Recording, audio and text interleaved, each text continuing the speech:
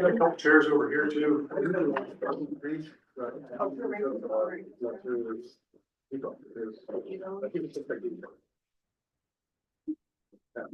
Welcome, everybody. I am calling this March 17th, 2025 regular meeting of the Mancasari 6th School Board to order.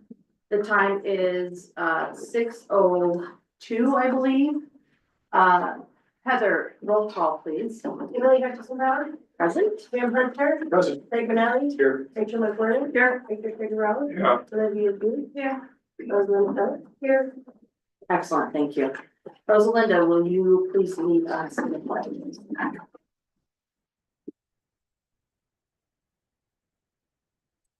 I pledge allegiance to the flag of the United States of America and to the republic for which it stands, one nation, under God, indivisible, with liberty and justice for all. Thank you guys for being here tonight. A reminder to turn off your cell phones during the meeting.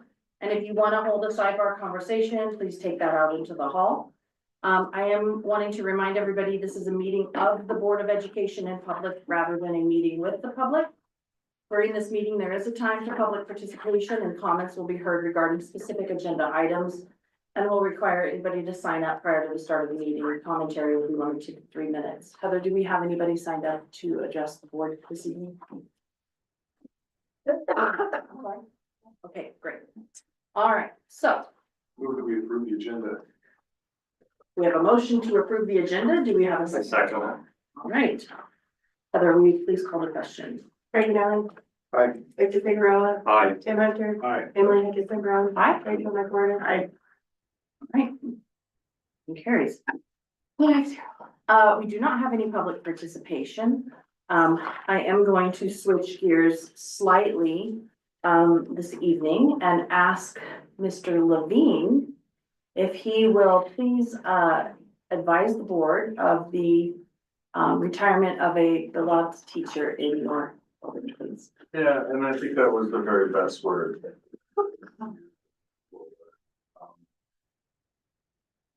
Beloved, legendary, I mean, just the way that you educated your entire kids in our community, you have changed generations of lives, including my own children who are here and would like to present you with this bouquet of flowers as a token of our eternal gratitude.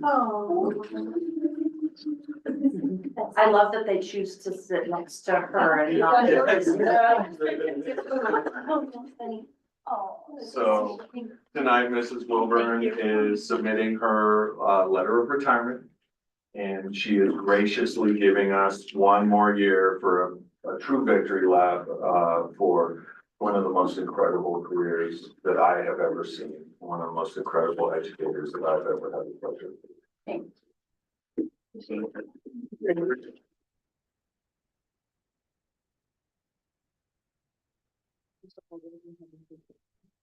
No, I would just really ditto Mr. Levine's sentiments. Thank you so very much. The school district, the community owes you a debt of gratitude. Thank you for all the blood, sweat, and tears. And thank you for, raising up this environment to meet your standard. We appreciate you. Yeah. Absolutely. Anybody have anything to add? I agree.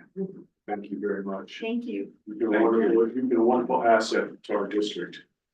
We will be for another year. Yeah, another year, so. And I'm really glad about that. Yeah, it's good. Everybody get as much as you can from Mrs. Wilburn. Next 1 year, you have 1 year.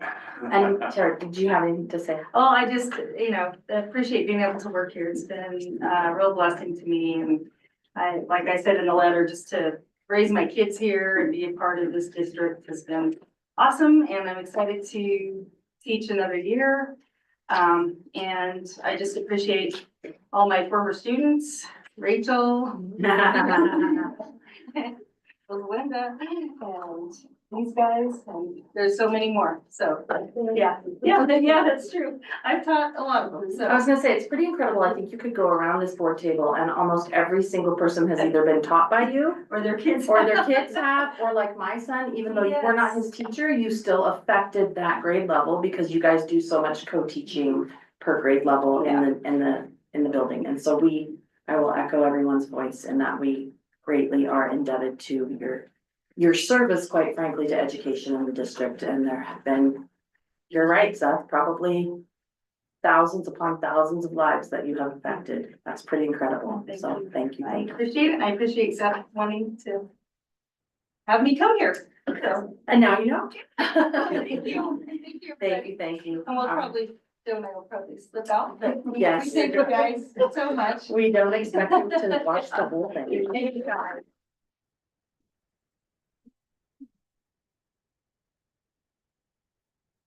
Excellent. Wonderful. All right, we're gonna move right into our district accountability report, and I see that Ms. Frank is here to give that. So with your permission, please, if you can. present. Yes, Sarah Rank, President of the District Accountability Committee. We met last week and Molly went over the reports that I believe you guys received regarding objectives 2A and objective 2C. And I believe you were also sent the notes from our meeting. But I do want to summarize and touch on a few points. And the biggest thing that came out of our discussion that I don't know is wrapped up well in these notes is that what we really took away is that the trauma-informed practices is really more of a trauma-informed framework that the district would like to encompass all that's being done in all avenues of the work being done in the district. And that really these objectives and the rubrics associated with them don't really align with that big picture idea of having trauma-informed practices influencing all the work throughout the district. And so within these reports, there's some suggestions here about moving the rubrics to different objectives, be it objective 2A or 2B. We were in agreement with that, but it hit home for us that it's maybe bigger than just these objectives outlined here in this report, and maybe bigger than just adjusting some of the language in the rubrics for this and really thinking about how it's gonna apply overall to the framework of what's happening in the school district as a whole. And maybe adjusting that when it comes time to review and update the strategic plan. So we were in line with their recommendations on moving certain rubrics to others, but then when you're moving a bunch of them around, what's left, is that really an effective tool for the district? That's something to consider again when going to revise the strategic plan, which I think Seth and Todd told us happens in June, I think. So that's kind of where we left it, is that we were in line with what was presented in this report, but then our question was, what's the overall goal behind this? And that came out as really a framework, and so maybe there's another way that this could be utilized within the strategic plan for the district. And then there was discussion about voice and choice for teachers' professional development. And really, while these trauma-informed practices are being presented on Friday work days, and most teachers are going to those, maybe not all of them can attend. And then also what teachers who have been around a long time, there's some in the elementary school, Nicole Gregerson was our example because she's on the DAC and she's been a teacher for 15 years and she's heard the same training multiple times. And so she's feeling maybe she's not getting much out of it. And if there were other opportunities to get that trauma-informed practice training and how to implement it into her classroom, that might be more effective for her and other teachers like her who have been around. Additionally, my husband's a first-year teacher at the Mancus Early Learning Center, loved it, thought it was great, could probably do the training again and still get stuff out of it. So it's really that emphasis where she talked about voice and choice being a focus for the teachers and on their perspective, and we were in agreement, and that seemed appropriate. Mhm. So I think that pretty much summarizes Excellent. our meeting. Thank you. You're welcome. It's enlightening to hear that the District Accountability Committee is spending as much time on strat plan objectives as we are. Because it's a lot, right? And sometimes you read the reports and you're like, oh my goodness, this is, pretty in-depth. It is a lot, but just like you guys aren't wasting your time here and you're trying to do meaningful work for the district, that's what we're trying to do with the DAC. Is not just a meeting that takes up people's time for the sake of having a meeting. Yeah. But trying to have some real impact. Absolutely. That's great. Thank you guys for your time. Any questions for Sarah at all? Okay, thank you. You're welcome. Okay, we're gonna move into our board reports, and I'm going to ask Mr. Figueroa if you could update us please on CASB and the legislative. Okay, so I sent it to you guys, summary, basically. Since the last update, there hasn't been a lot of movement around these bills because they're really waiting, to look at the school finance formula. That bill is being looked at, they're discussing it. What I will say about it, what I learned about it is that, the House Bill 1448, which is the school finance formula, is, there's really two camps around this bill. One camp is looking at a proposal of implementation of 10% with a 4-year averaging. That's one group of folks that feel like they want to see something like that. And then there's another group that feels like it needs to be an 18% implementation of the new formula and a 2 to 3 year averaging. And so those are the two things being discussed at the legislative level around school finance. I just want us to be aware that this 2 to 3 year averaging and 4 year averaging may not affect us, but we are not in support of this because it's another form of what we call the BS factor. It's another form of the state government taking money away from public education. And so I want you to remember that budget stabilization factor was just let go last year. And now they're bringing this in again in a different form. It doesn't affect us, but it affects a lot of districts across the state if they go away from the 4-year averaging. There's a good synopsis of that in the Denver Post today. All right. Yeah. So just wanted you to be aware of that. And Chrissy, I'm sure you'll talk a little more about where that's out for you. What I want to just kind of update to is I want to update the CASB legislative conference that went through last year. Last year. I was gonna say. It's been a long couple of weeks. It has. Last couple of weeks ago. I just want you to be aware that I networked with a lot of the regional district peers. Durango was there, Marcio was there, and some of the key things is that we had board members, state board members there, so we were able to network with them. And then the Commissioner of Education also, Susan Cordova, spoke at this event, just talking about the state of education in Colorado right now. I can't say that I can say that it was nice to talk with board members, state board members, and talk a little bit about rural area concerns.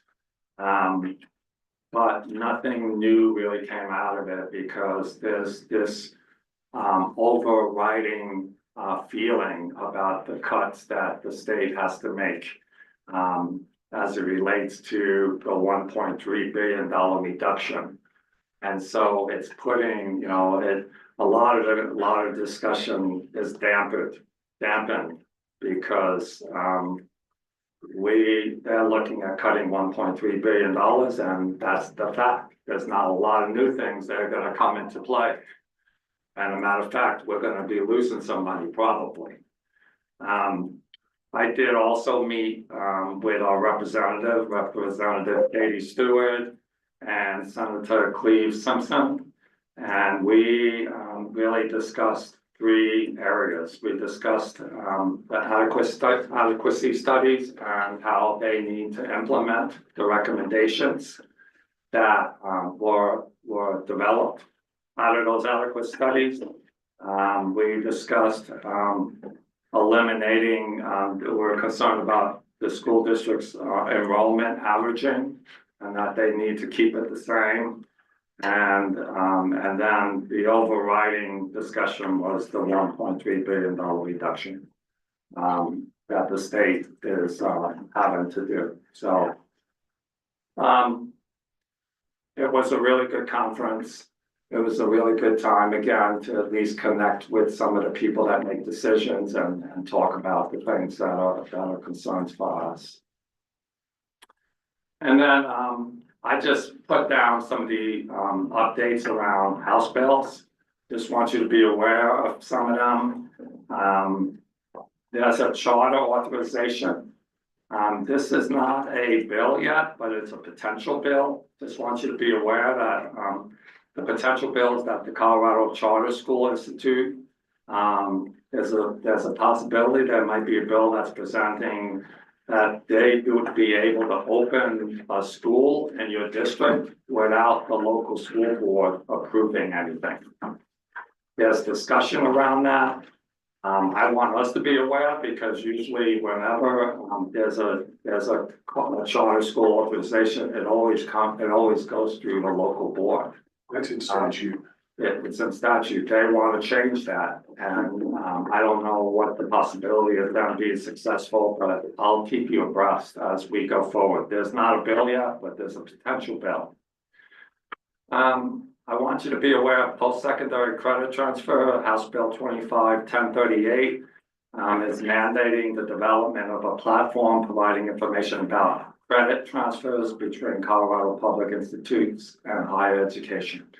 That to me is always good, but that costs money. Most likely I don't see it coming through because if anything that costs money right now is not probably going to be successful.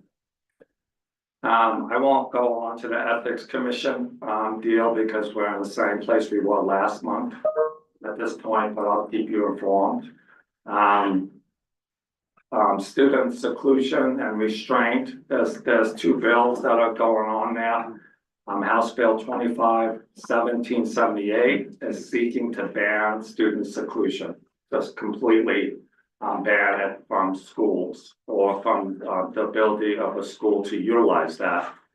And then House Bill 25-1248 aims to clarify the terms restraint and seclusion.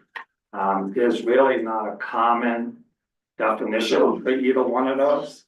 And so they're trying to clarify that while they're also trying to decide whether we should ban seclusion from schools completely, student seclusion.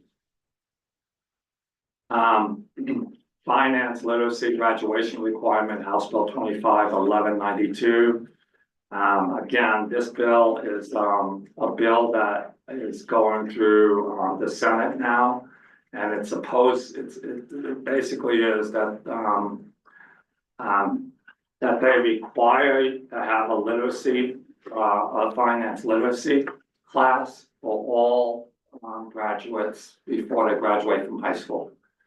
The debate really is that social studies just adopted theirs and they have a bunch of stuff on finance literacy. And they don't feel like this bill is just overlapping with what's already in place. And second, one of the strangest things about this particular bill, if you read it, is it it requires students to fill out FAFSA. FAFSA is a form that they use if you go on to any kind of college or secondary education. They ask you to fill this out. I fill it out every year. It's pretty personal financial information. And it shouldn't be something that's done in a classroom with folks all around. And on top of that, it involves your parents. I mean, it's all of their financial information. It's not something that should be involved in the school. And so a lot of folks are opposed to that. I'll keep you informed on how that goes. And then there's a lottery fund, redistribution usually goes to education. They want to put some of that money now into the BEST program because BEST is looking at getting cut as it relates to reductions they're trying to do. And so they're trying to keep the BEST program going and funded. And you know how important the BEST program is. It helps a lot of districts and a lot of communities and a lot of schools. And I want to just make sure that you're aware of House Bill 211110, technology accessibility. It mandates technology accessibility for individuals with disabilities. Districts were required to comply by July 1st, 2024, and there's a 1-year grace period. I just want us to be aware because I don't know, really, I don't think this has ever come up for us. But I'd like to just make sure that we get an update of where are we with accessibility for technology for individuals with disability in our district, because I couldn't speak to that at this point. That's my update. Any questions? How would we, I do have one question. How would we best follow up, Todd, on individuals with disabilities and the tech that's applied to them? Is it Mr. Husky? Yeah, Greg's emailing that language to me, but that was a big conversation. Okay. That we had internally. And it was also a big conversation we had with our website provider. Yeah. And so we are likely golden on that, taken care of, but I will follow up just to ensure that and then report to the Board of Education. Perfect. Excellent. Okay. Let's see. Open. Madam President, I do not have a BOCES report as we have not had a meeting yet. Oh, did your meeting get pushed back? No, we don't have one scheduled for March. Oh, okay, so we won't have two or more information in April, we'll just have April's meeting. Yeah, so I'll have a meeting in April and then I'll report on it at the meeting, at our meeting. Well, thank you. Okay, so Mr. Cordray, I'm gonna turn over to you. It looks like you have quite a few things within your report today, including a grants report, and so I'll turn over to you. You bet. So we have the reports from the Mangus Early Learning Center, the elementary school, and the secondary schools for your review. Much appreciation to the director and principals of those organizations to provide that to the board on a timely basis, month in, month out. The grants report will be, that was provided to the Board of Education by Chrissy Miller, our business manager, and we can talk about that if there's any questions. And then as far as my report, I just have just two quick things, the departments and the schools, I can report, are operating efficiently and effectively. Things are moving really smooth and a lot of good stuff is happening, either efficiently with the departments or a lot of good learning for students. We're down to 3 days and then we go into spring break and then we'll be in the final lap for the school year. So we'll be hitting it hard. And Madam President, that is my report for this evening. Excellent. Chrissy, do you have anything to add, especially, so the grants report spreadsheet is like, cross your eyes with, by the way, I love a good colored spreadsheet, so kudos on that. But do you have anything to add, that, maybe you want to raise up as successful or concerning or the like, or does it even? Does anybody have any questions about it? So let me ask you this, Chrissy. Yeah, You probably have it here, but like, yeah, it's a lot of information. It is. it's a lot of info and Mhm. I'll struggle to look, but there are some grants that are ending Mhm. this year, next year. How is that gonna affect the resources that we have in place right now? What do you anticipate this next year as it relates to jobs and people that are doing jobs right now? Is that pretty significant or what is it? Well, the one grant that's ending is the Stronger Connections Grant, which was supporting the elementary dean Mhm. position. So if we're elected to keep that position in, it will have to come out of general fund. We don't have another grant to support that salary. So that will be absorbed within our general fund, for that position. Let's see, what's the other one? There's one other one that's ending. Which one is it? Oh, yeah, Math the, intervention. yeah, and so. Yeah, it's just ending as well, so there's not any replacement for that as of now either. So, And I'm Those are the assuming that, Mr. Corder, you're having conversations with Mr. Levine around yeah, whether or not this is, you know, positions that we adapt, do we retain, how, why, correct? Correct. And that's been going on for. And then you go back to your budget, go back to the drawing board, and figure out how to roll it in, Yeah. or I, figure out what we're gonna do, correct? And all of these that say annually, are they guaranteed annually? I mean, what's the Yeah, status of you the? know, the title grants, those are annually, and as long as nothing goes funky with the federal grants this year, but yeah, those are all annually, those are guaranteed pretty much. Okay, So that's what that means. You know, I don't really know a lot, so if you look in the fiscal year 26 column, you know, I don't have a lot of that filled in quite yet because I'm still waiting to see what those dollar numbers are gonna be. It's too preliminary at this point for me to know how much we're getting in some of those grants.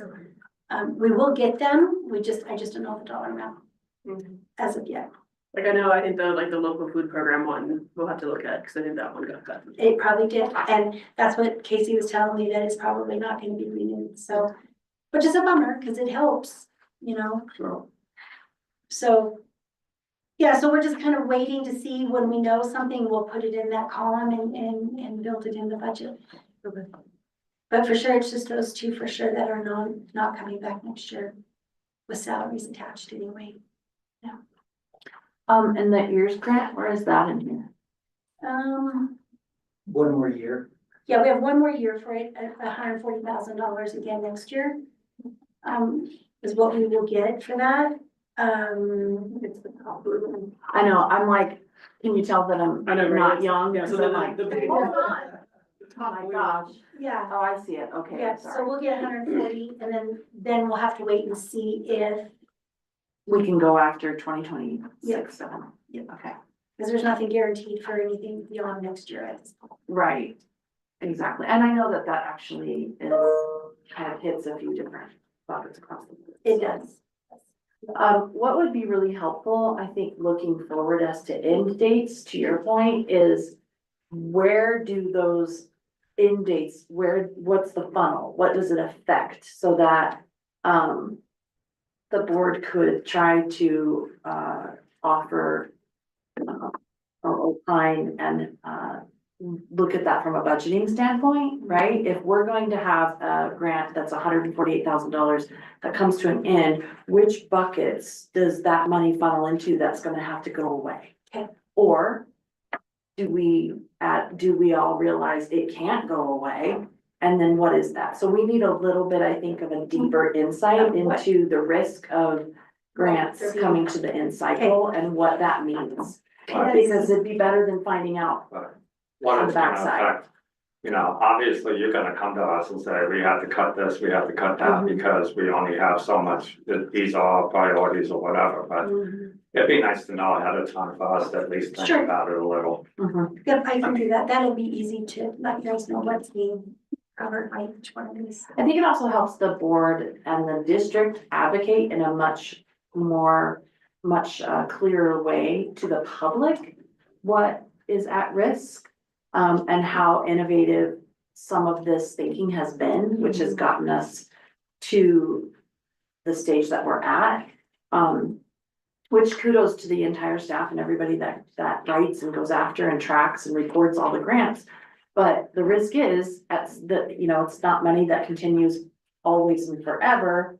And if that is something that, perhaps, the public figures out, wow, that really affected not just my child, but all of these children, and it's at risk to go away, then that helps with the voice and the application. And, we're not all out here on our own, right? Trying to figure this out. So we have to be as transparent as we possibly can with what is going to go away or what is at risk, and that it is not necessarily a behavior or a choice of the board or the district or the leadership in the district. It is what we have been given. Right.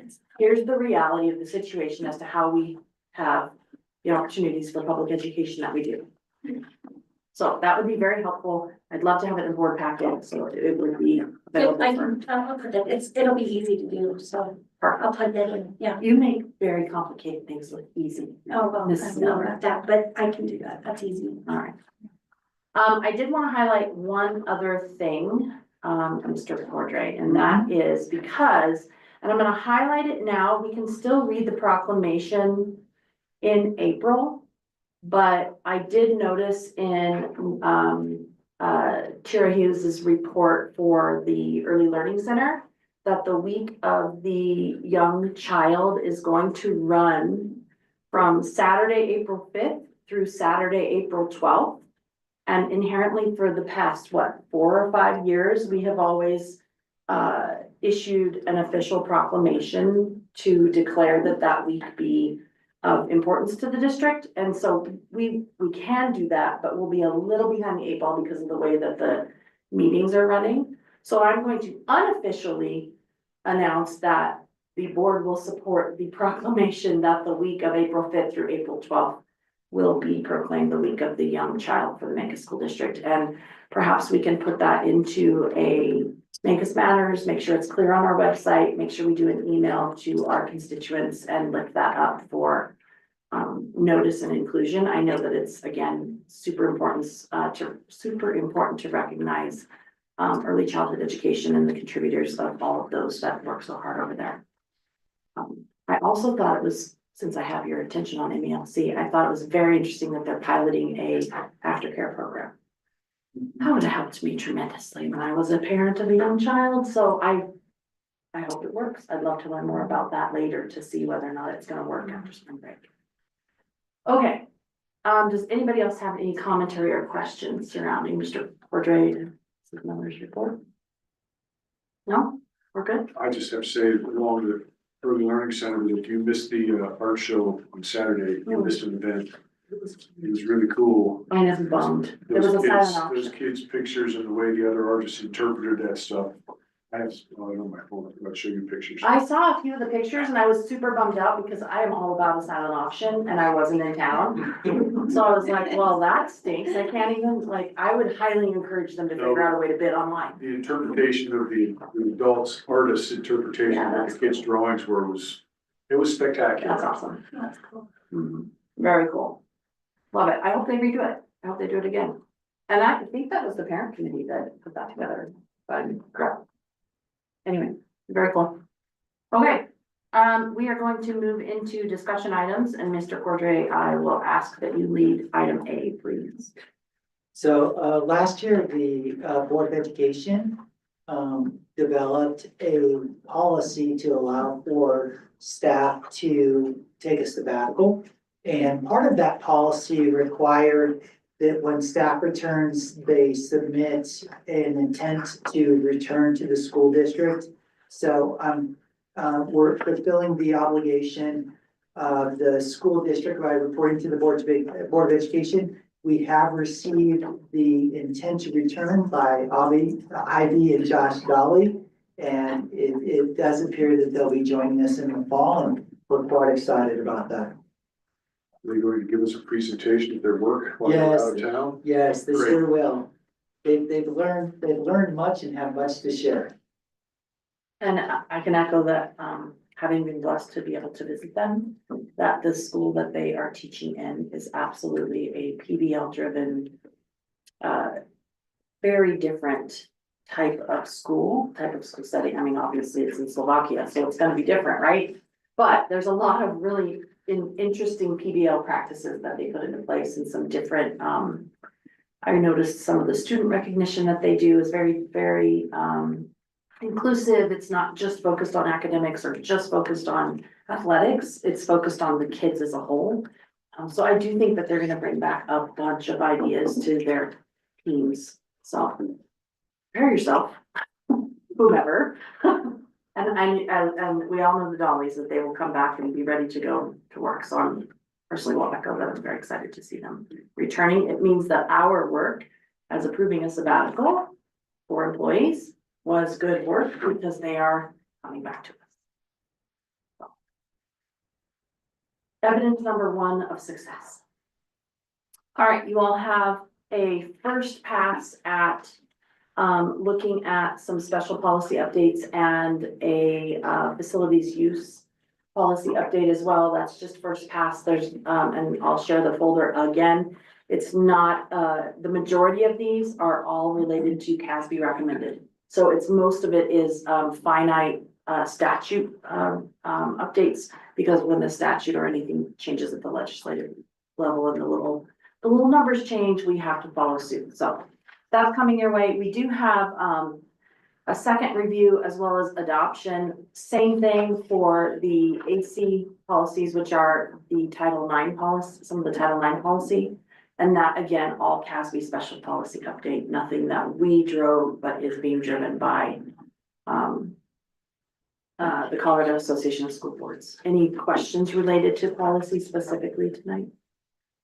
Super interesting stuff. Those are all required policies. by Correct. law. They're all required by law. And the updates are required.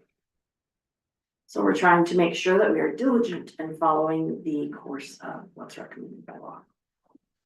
All right. With that, Mr. Cordray, I'm going to ask that you lead us with the presentation and further information from Performance Services and Magellan Strategies. I believe you want to go into that next? Yes, that'd be terrific. Perfect. So Board of Education, it's the honor of the administrative team to present you all Performance Services. They're the organization that's been doing a very comprehensive assessment and audit of our facilities. And they have that report to share with us. We have Mr. Jacob Kordich as well as Mr. Stefan Rivetta here to share that presentation with us. So gentlemen, when you're ready, feel free to start your presentation.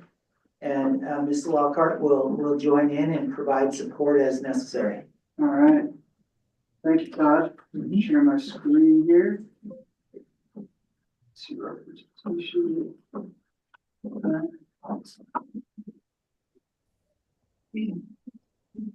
Perfect. All right. Good. Now, let's put this here. Yeah. Let's see guys real quick. Let's make sure we're moving here. Okay, cool. Really appreciate the time this evening. I know y'all have a lot of decisions to make. My name is Jacob Kordich, Business Development Manager with Performance Services. With me today is Stefan Rivera, Project Development Engineer with Performance Services. I believe I've met all of you at some point over the past 6 months, whether that was the CASB boardsmanship event in Durango when we all had lunch together, or at the CASB convention in December during our presentation. But over these winter months, we've been getting a lot of feedback, some great feedback from pedestrian input and from Todd and from Tim regarding the state of your facilities and the deferred maintenance needs. And so we've been talking about identifying those deferred maintenance needs, prioritizing those needs from the standpoints of the severity and your budget, and then looking at the feasibility of potentially funding those needs through a bond and a best grant in the coming years. So today we're going to go into a little bit more detail about our findings, present some cost estimates, which you've already seen, it sounds like, and then provide you with that roadmap to make an informed decision about where to go next. We're not here to influence any decisions, just present facts. So once again, here's a quick agenda. I'll get out of the way. I just don't understand it. Reiterate your goals and objectives, going over those existing conditions and proposed solutions. Stefan will take that on, showing our additional support when it comes to bonds and best grants, and then just kind of bringing everything together. So just one quick slide on our company, and then we'll stop talking about it. So we are an integrated design builder. What does that mean? It means our engineers, our architects, our general contractors, our building envelope specialists, education consultants are all under one roof. Completed about 3.4 billion in projects, 800 plus K-12 projects throughout the country. We're in 15 states, and we focus on one sole source of accountability. So one contract, one contact. So once again, I'd like to look at goals and objectives as the why, the how, and the what. So why are we even here today talking about this stuff? Well, let's just kind of reiterate with y'all and make sure these are correct as your kind of top 3 deferred maintenance goals as far as why you want to do this. Your HVAC needs, your security needs, and then building envelopes such as roofs. Were you in agreement? Those are kind of the top deferred maintenance needs that we found? Okay. So make sure we're getting that right. And then obviously how to go through the successful project. Well, securing the funding is the obvious one. The other piece of it though is making sure that project delivers on time, under budget, and with all the promised benefits that you promise for your community. And what is the best way to do that? As far as the construction delivery method, choosing the right one, and then finding your master builder based on that construction delivery method that you chose. Whether that be design build, construction manager, risk, or design bid build. Stefan, you want to take it from here? Gonna go over the existing conditions? Yeah, so I'm Stefan Rivera. Started my career out as an MEP designer and then kind of found my passion in energy. And HVAC is kind of one of the big things that we find in it. As you can see, the existing conditions, you know, we have a high school air handling unit. Here, it's kind of missing some insulation. The multi-zone unit here in the middle school, you know, it has some issues as far as operation and comfort control. We have a cabinet unit here in the elementary school. You know, it just heats, right? There's really no ventilation for the actual classroom, so that's kind of something we want to look into solving. Here we have the heating boilers. This is kind of your system that does the heating for you. It kind of distributes hot water throughout the buildings, and then it uses the fans use that heat to basically blow the hot air. Here we also have some roof and heating cooling units that are kind of finicky as far as, you know, comfort control and stuff like that. Sometimes it doesn't work, sometimes it does. And then here we have your existing BMS system. It's kind of old, kind of has older graphics. There's definitely better technology and more efficient technology. So. Any questions so far? So as our proposed solution, high efficiency units, right? So here we have like an RTU to replace that multi-zone unit. You know, as far as your BAS system, you know, there's definitely more capability. And what that does is give you your maintenance staff the ability to troubleshoot at a desk, kind of look as far as how that space is operating, if there is any trouble there. And as well as, you know, your scheduling. So I know everything kind of runs 24/7 here. Well, if you kind of base that schedule on, you know, when you guys are here, you could probably save some dollars as far as utility costs on that. Here's kind of an example as far as how we approach the classroom. I don't know if you guys can take a guess as far as where the unit is, but it's a vertical unit. Where's Waldo? Yep, so it's basically this white cabinet here, but it basically pokes through the wall that brings in outside air and meets the outside air requirements for the classrooms. It's easy to operate, operates off a thermostat, and it talks back to the BMS. Sorry. The second item was door access and security systems. You know, this is kind of the existing system that we have here. With Destry's team, you know, they've kind of contributed as far as some of the issues that they're seeing. One of the things is there are blind spots. with blind spots. There could be some security issues, as well as, there's newer technology out there, to help, with the better, facial definition and stuff like that. It sounds like some of these things are kind of low res, so you can't really see the faces. So the new items here, again, kind of just some better efficiency, high res cameras. So if you do find yourself, there's a security issue and you need to find a face, zoom in on a face, you could actually see it in the dark. In addition, we have key fobs. It sounds like the key fob system wasn't operating fully, or as well. So a new key fob system, with these, and it's really easy to carry on your keychains and for teachers and stuff like that. The next item was kind of the elevator upgrade and roof replacement. The elevator itself is not ADA compliant, so that's probably something we kind of want to look into. As far as the roof replacement goes, as you can see, it's dark, but also has a lot of air pockets as well. So the insulation isn't as good, but also it's attracting the heat. So as an efficiency gain here, we're looking into like white roofs, right, where it kind of reflects the sun. So you get some envelope efficiency gains, so you're not necessarily heating it or cooling as much, and the insulation is a lot thicker. So that kind of helps. And then the ADA elevator. Next slide.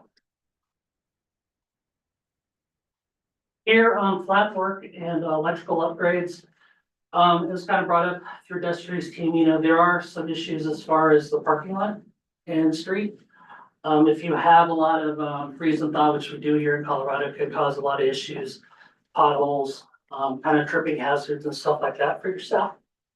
And then as far as the electrical upgrades, sounds like, there are some issues as far as circuits tripping and stuff like that. So there are new fuse boxes and load centers as well. So if you want to switch over there. So kind of just, looking at upgrading some of the flat work, just flat surfaces, defined parking spots, kind of just help with overall safety as well. And then also with the transfer, or not transfers, but fuse boxes and overload centers, you'll probably have look into like just your load might be off, so when you do upgrade, they can check the electrical loads and make sure that it's all going through the right amperage.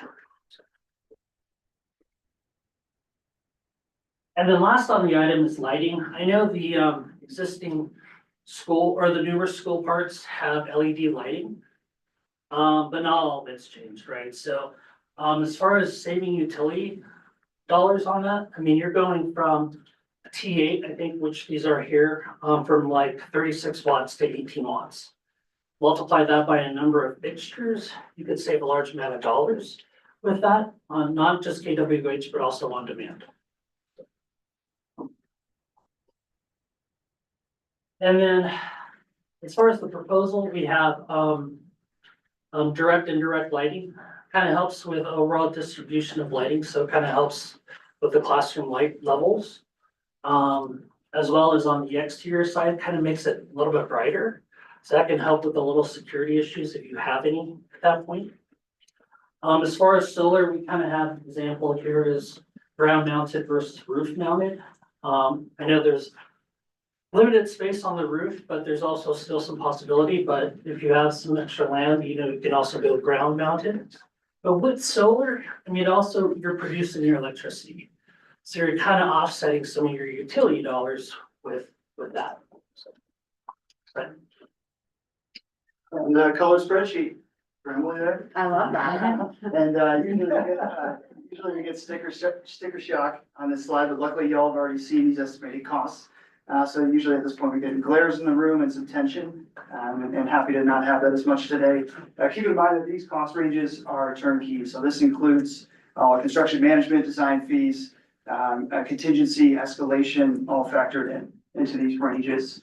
We like to overpromise or underpromise and overdeliver. Almost said that backwards. Underpromise and overdeliver. And so we stay very conservative with the cost estimates, especially factoring things like tariffs that are coming down the pipe potentially. Any questions so far? Got several. I think you're the perfect person to lead, Mr. Hunt. And I might be a defer on a couple. On the HVAC stuff, are you gonna integrate controls for that across campus? Is that gonna be consolidated? Yeah, that's the plan. Because that's one of the biggest issues that we have is we have all these units that are separate, with older, newer. Right. Controlling the controls of that are, it's horrible. Yeah, it's a pain in the butt, right? Mhm. But yes, integration into all the systems will definitely help overall as far as maintenance and your facility staff. But that is the intent. No, it's a big one for district too. On the roof stuff, so you're talking about doing a complete addition of more insulation and then a complete, I don't know if you're gonna use EDPM or, that's, Yeah, it's a tear down and then rebuild basically on that. You tear it down to the bottom material, and then you kind of build up with more insulation and then a lighter roof. when we did the last round, I tried to convince them to use a lighter material and the companies we were using were reticent to do that and giving us cost things that I don't think make any sense. Yeah, it's important, I guess, just in that envelope efficiency sense, right? You do gain a lot of heat from the sun when it's darker. So that affects your load for your heating, ventilation and air conditioning system. It helps cut down as far as air cracks in the building itself. As well as, any leaks or anything like that, so that helps. I would mention too, these are tear offs. Our building envelope specialist would come out and do detailed core samples or actually confirming the tear off, so there's still potential layovers. Because on a couple of them, there's several layers Yeah, that have not been done appropriately in the past. yeah. And then Yeah, also with tear offs roofs, like- we've got the high school roof, which would be a completely different, because right now we have a shingle. Mhm. So that one would just come back to being a shingle roof as well? No, not necessarily. Yeah, I mean, you're looking at, it's an appetite of what you guys want to see as well. There's definitely a better, There are material better out there solutions for that. other than shingle, so. Yeah.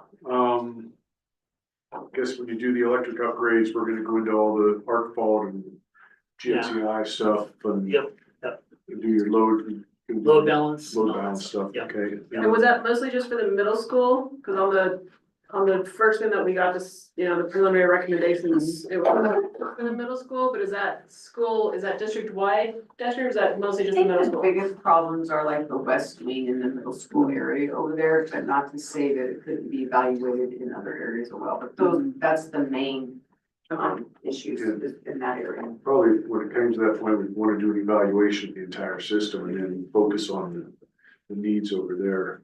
Yeah. And then, like you said, there's not a lot of room, and I'm looking at here, this room, for aspects for our solar.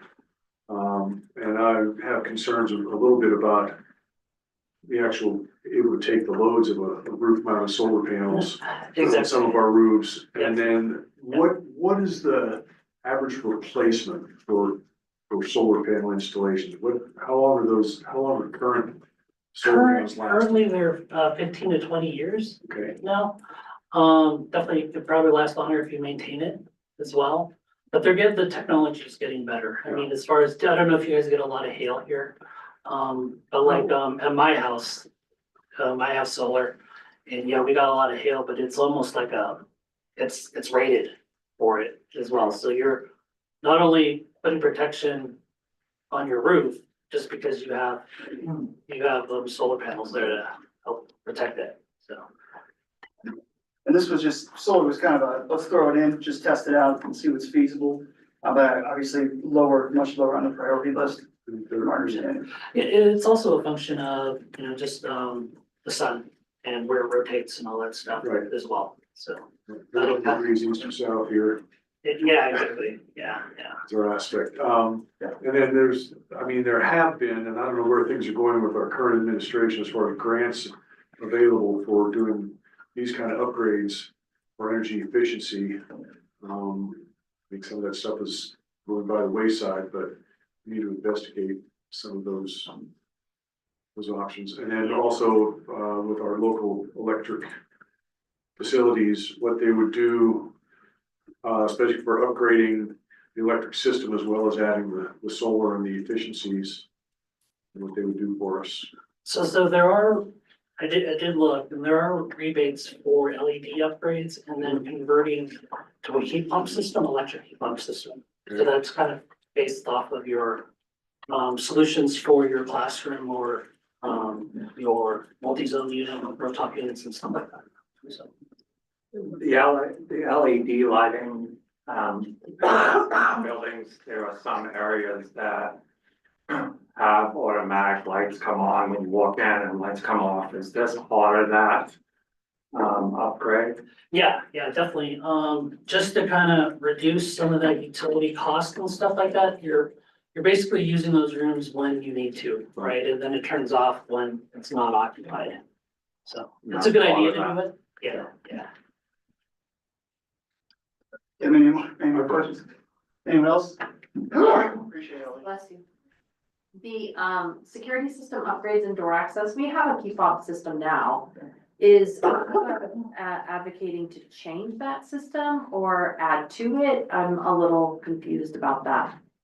It was to add to it. I know some of it isn't working correctly now. So, but then to get the rest of the campus is to add more. To add more, like, for instance, we don't have one on a certain door that's blocked off, like that type of thing. Yeah. Just to make sure all doors have the right type of security. Yep, and it's all, Milk is on the it's all difference. common. Oh, yeah. I was saying, so yeah, it looked like from what we had is that, the cameras are so old that we're not having a lot of, like, we can't upgrade anything anymore because the software is not able to. And then the key fobs, not every door is on the same key fob, so that basically to get everything onto the same system and then to upgrade all the cameras, correct? Yeah. Okay. I know, right? This is tough for me because we didn't do this that long ago, but it's just like we were just saying. Any type of computer type upgrade happens within like 3 years, and by the way, everything's out of date, so we're a little bit at the mercy of technology, correct? Yeah. It's working, it's just not perfect, Yeah. and we have more we can always improve upon, right? Yep. Okay. That's a little different than an entire elevator. Yeah. Or roof. Absolutely. Okay, Any other questions? no. Anybody else? Thank you very much for all of your work. We understand that it was quite the tour, and Mr. Hunter helped as well, so thank you, Mr. Hunter. Couple more slides to go here. Please. Destry's like, we're not going anywhere. Destry's like sitting in the corner waiting. I just want to touch on our bond support and capabilities, and I'll show an example from a district we worked with last year. We can do everything from your architectural design renderings for your bonds, the marketing communication, the public engagement piece. It's pretty much we meet a district wherever they're at and help as much as they would like us to and provide input where needed. So in the case of this is just some of the different things we can provide. We have our marketing communication specialist, which I introduced Tom to a few weeks ago. And she does everything except the boots on the ground piece in community engagement meetings, but everything from websites. So this is Rangeley School District that we helped to pass a bond last year. Very rural, tax averse community. I'm sure most of y'all know about Rangeley up northwest. Similar sized district to this one. And we pretty much, by the way, I should mention, if y'all do decide to go for it with a bond or whichever way you go, you're in a much better timeline place than Rangeley was. We were still in work sessions in June, going through their scopes of work to put into that bond. So you're in a really good spot wherever you decide to go with this. But this is just some examples from their website and their flyers of what we assisted with last year. We also did yard signs, banners. I was out there going out to the oil fields, and it was a fun year. And so that community's very satisfied, and now we're working to implement 28 million worth of projects for them over these next 2 summers. And these are some other examples of support we just provided to other districts throughout the country, frankly. Hypothetical timeline. This obviously is where we're at right now. I actually meant to just even move this up a little bit because ideally, when you go through your procurement, if you go forward with a bond, getting that out of the way before a bond passes is immensely beneficial in the sense that you can start your design a lot earlier and you're not waiting to make a decision on a partner in January or February of the following year, and you can get that design going right away. Quick one on grant support too. This is kind of our overall track record with best grants, and they'll touch on a few others as well, but between myself, Stefan, Danny McRosty, our other engineer, and a couple of our education consultants, Ken Hoppenstall, Christy Stinner. We have a pretty good track record of successful best grants. We actually have 2 in limbo right now, waiting for the results for Rangeley and Sanford. So Rangeley is hoping to stretch their bond dollars even further than where they're at and get a successful best grant. They are in the best position, having those bond funds in hand to get that grant this year. And then Sanford is looking to do a much smaller project and add some cooling to their facilities. So still awaiting the outcome of that grant as well. And then just quick next steps. So obviously our good friends Magellan, you conduct that survey with them, great people. After that, obviously your decision about whether to pursue that bond. And we have a if yes and an if no scenario. So obviously you go through a design builder procurement would be recommended if you decide to go forward with a bond, and then right to a campaign kickoff. And if no, and you all were kind of hinting at this earlier, there's ways to still look at addressing some of these needs. One of those being an energy performance contract for the energy savings components like the LED lights. And then there's other funding sources like the Office of School Safety grants to address some of those security scopes. And I want to let Stefan just really quick talk about EPCs a little more, energy performance contracts. Yeah, so as an option, there is the energy performance contracting idea. It's a kind of a budget neutral type financial model, I guess, as far as, the energy savings that your future energy savings help pay for the actual projects.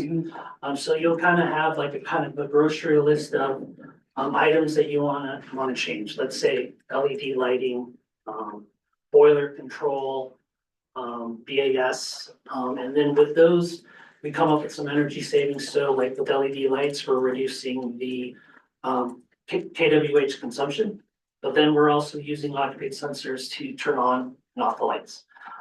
For BAS, building management systems, if we basically operate your boiler system based off of outside air, so it's not running 24/7. So if it is a little bit warmer, you turn off those boilers, stuff like that.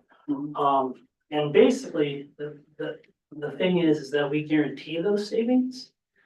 And if those savings aren't hit, we basically fund the money to meet those savings. So.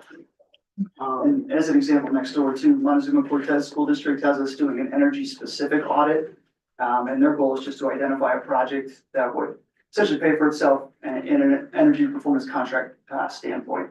And we are one of the 15 ESCOs on the list with the Colorado Energy Office for an approved energy service company to implement these types of projects as well. Yeah, we also try to help as far as getting some of the funding sources, which is the rebates. Yeah. And that is it. Any questions? I think so. It's a lot. We've been diving into this for a while, so. I don't think it's this time I do. Does anybody else have any questions specifically to bond, or I should say facility? I appreciate the time you guys have already spent for us. We're gonna have to get ready. It's a lot of work already. It's appreciated. Yeah, definitely happy to help, so.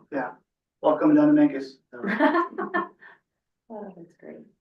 Exceptional work. Thank you, Jen. Thank you. And Destry, thank you too. Yes. I know it's a lot of work. Big thank you to Destry. Okay. Mr. Bordray, we are on to the next. Sure. I'll let you. So the next thing is we have a couple staff members that are gonna tell us about MTSS and what the MTSS district implementation team discussed, and their letter is part of the board report. So that is Ms. Giles and Mr. Lee. Absolutely. All righty. Do you want me to intro you or that? Yeah, you go first. Okay, do I have to stand up? Yeah, you Okay, I'm not, you're extending, so. I'm in my jacket. You're going. I don't stand next to that. So I feel like many of you, you've heard me before, I don't know if there's anybody here who hasn't been familiarized with MTSS. I am just gonna intro what we are, and I've come up with a really, I feel like after 4 years of doing this, which we'll get to some of that stuff next month at the board meeting, I'm gonna go really slow, but give you time to think about these things. So if student achievement and growth is our why, right? I want you to think of MTS, and I'm reminding you that MTSS is the how. Okay, that's a really just a succinct way to think of that, kind of abstract. And then a more detailed approach to this is one really wordy sentence. I didn't run it through AI to fix my verbiage, but I probably should have. So MTSS is an operational structure that provides predictability and oversight for continuous improvement through the application of comprehensive and inclusive pillars as procedural guidelines. Whew. So that's, any questions about what our MTSS is? You say that 3 times? Yes, I can, because I wrote it down really nicely. And I will put it in writing for you next month, but I just, to really know that we've been working on this for 4 years and that it is a way to really do all the things we're doing the way we want to do them. The predictability piece and the comprehensive piece, I think, are really critical. So on that note, do you want to talk about our district implementation team? Yeah, absolutely. So I love the work that we're doing with MTSS because it's all about systematizing intentional improvement, right? And making sure that we can hold ourselves accountable and hold each other accountable to best outcomes for our kids, right? That's what it comes down to. There's a lot of different teams and components to our tiers of support.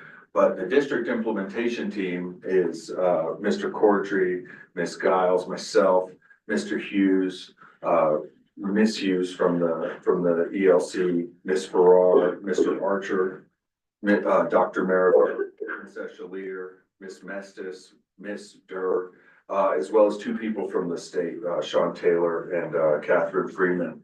And the work that we do with the district implementation team is just to provide support and recommendations all around. So this could be everything from individual practices that teachers are doing in classrooms to the way that buildings are run, all the way to supporting you guys in the school board with making recommendations and just sort of getting everybody's input for the future. On March 13th, we all met to analyze the potential bond and mill levy override initiatives. And we do this thing in MTSS with any significant new initiatives, we run it through a number of different tools. With this particular case, we ran the bond and the mill levy override through the initiative inventory tool, which is just a systematic way that we all analyze this thing. And then the product would be a letter of recommendation to the board. So after really hashing out how we all felt about the bond and the mill levy override, we produced the following recommendation. We humbly recommend that the Mancos RE6 school district tries for only one initiative, the mill levy override, for this election cycle, in order to maximize our chance of successfully increasing staff salary as much as possible. We really felt as a team that salaries and staff salary was the main thing, and we wanted to keep the main thing. And we really felt like that would help us maximize our chance for the most salary increase possible, because our teachers are incredible, our staff is incredible, and they very much deserve it. What questions do you guys have for us? Did you get any sense or idea from that discussion and team that anybody would be willing to serve in the capacity of committee to advocate for the passing and education to the community around the mill levy, since that is what has to be done, since the board cannot do that? Yeah, I mean, I'll speak for myself. I'm ready. Well, you're one man. We need an entire need committee. this, yeah. You gonna go knock on every door? I mean, You I have could to, try, right? yeah. No, we have a lot of momentum and a lot of enthusiasm for this. We're ready to do whatever it takes to communicate with all of our community members and all of our community partnerships. To help people see the great work that we're doing here. And to really try to push hard to help teachers, get a more equitable salary, and to help our staff get a more equitable salary. So this is, of course, including, everybody from our amazing custodial staff and our food services to our incredible people in the front office, all the way to our classroom teachers. It's amazing the work that they do. It's inspiring how hard everybody works every day. And they're not doing this role because it's a good job. They're doing this role because it's a great purpose on this earth, because we really care about making a difference for our kids and lifting up this community. So you'll find a number of enthusiastic volunteers to really push through this mill levy override. So if I'm hearing you correctly, you're raising your hand to lead, and you're going to have multiple people that will potentially join you for this action, should we decide to only go after a mill levy or bond versus bond. And that is the, you know, big question that's on the table tonight. Yeah, absolutely. I'm happy to take on that role and that challenge. And I'm also happy to recruit a whole team of enthusiastic volunteers to make sure this happens for our staff. They deserve it. I don't think you'd have to recruit too hard, to your point, because you have an entire school district full of staff and professionals that would benefit from the potential passing of a mill levy override. I think that the organization of that type of need, and I'm only speaking from experience from previous best grant committee bond work that we had done prior to, and it was tough, but it's all about communication. So it's communicating with the community how they would like to be communicated with, right? So you can't just send an email. I mean, at the time, we were knocking on doors, we were going door to door, we were doing the things that, you know, you hear about being done to advocate for a political inclusion and change and a positive vote. And so I would just challenge you to really think about that in a much broader capacity or a broader scope. We have a lot of time in front of us, but before we know it, that November election will be here. And should we choose to put that on the ballot, you'll have to have a bit of time to really show up for your community and deliver that message in their appropriate way. And I know that the board and school is able to support in certain ways that are by law approved, and we would then have to work together, right, to really get the message clear. And I don't think any of us disagree with the need. I think it's about getting through the finish line with the positive result, which takes work and not just assumption, especially in this community. I mean, we need the emotional investment of the community in this initiative. And so that involves creating open, two-way communication channels where we can have authentic interactions, right? And really address some of these concerns, especially in this economic environment. That communication has to be rock solid, and we can't wait to do that work. Well, thank you both for sharing the trajectory and the ideas and the ideal behind the team. Does anybody have any questions for Mr. Levine and Ms. Kyle? Well, or commentary? Just appreciate the effort you put into this. Yeah. The effort it's gonna take to go the rest of the way here. Yeah. Gosh. We appreciate your work and for staying on. Appreciate it. Thank you, thank you. Okay, are we also waiting on a Yes. Zoom or some technology or? No, I think we're good. Mr. Husky will connect, Mr. Flaherty and Mr. Linder to us. They're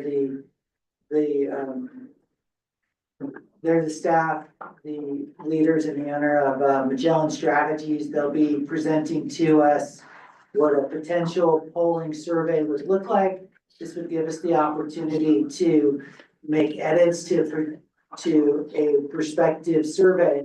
And then later on in the agenda, the Board of Education has the option to hire Magellan Strategies to start to conduct their survey polling for our school district to see if a bond or mill levy override would be appropriate for our community. And the Board of Education will have the opportunity to narrow that focus if it wishes. There's David as we speak. Good evening, everybody. How are y'all doing? I know you have a long night ahead of you, and know we appreciate the opportunity to talk to you about perhaps our services, and a little unclear about what direction you'd like us to go in. I mean, with regards to either our proposal, or do we want to discuss the draft that we have been working on? How would you like to proceed? Is really a question that I have.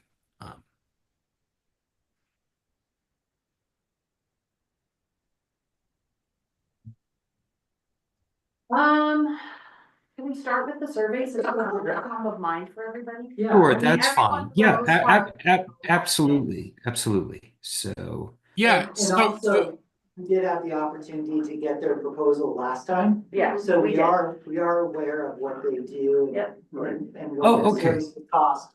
So really, this would give us a chance to edit this potential survey.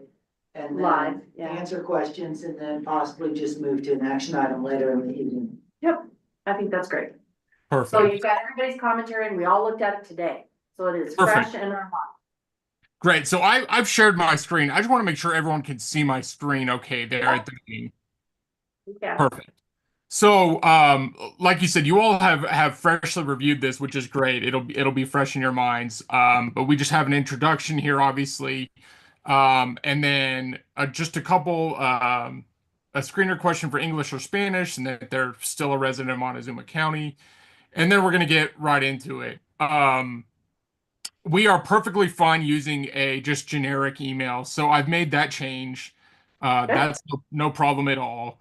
And then as you see, just to kind of ease them into the survey, we just have some benchmark type questions on what they think of the school district.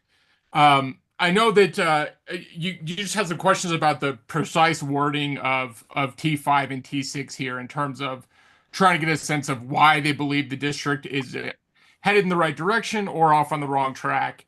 And, I've replied to those comments here. Really what we find is that it's most helpful to just leave it very simple and not try to, explain to them kind of more specifically what we want. It's more just kind of open-ended. And like, to answer your question, we will definitely get answers like you're seeking here in terms of what they could do better, what they're doing well. But we also just want to leave the door open to anything else they may say.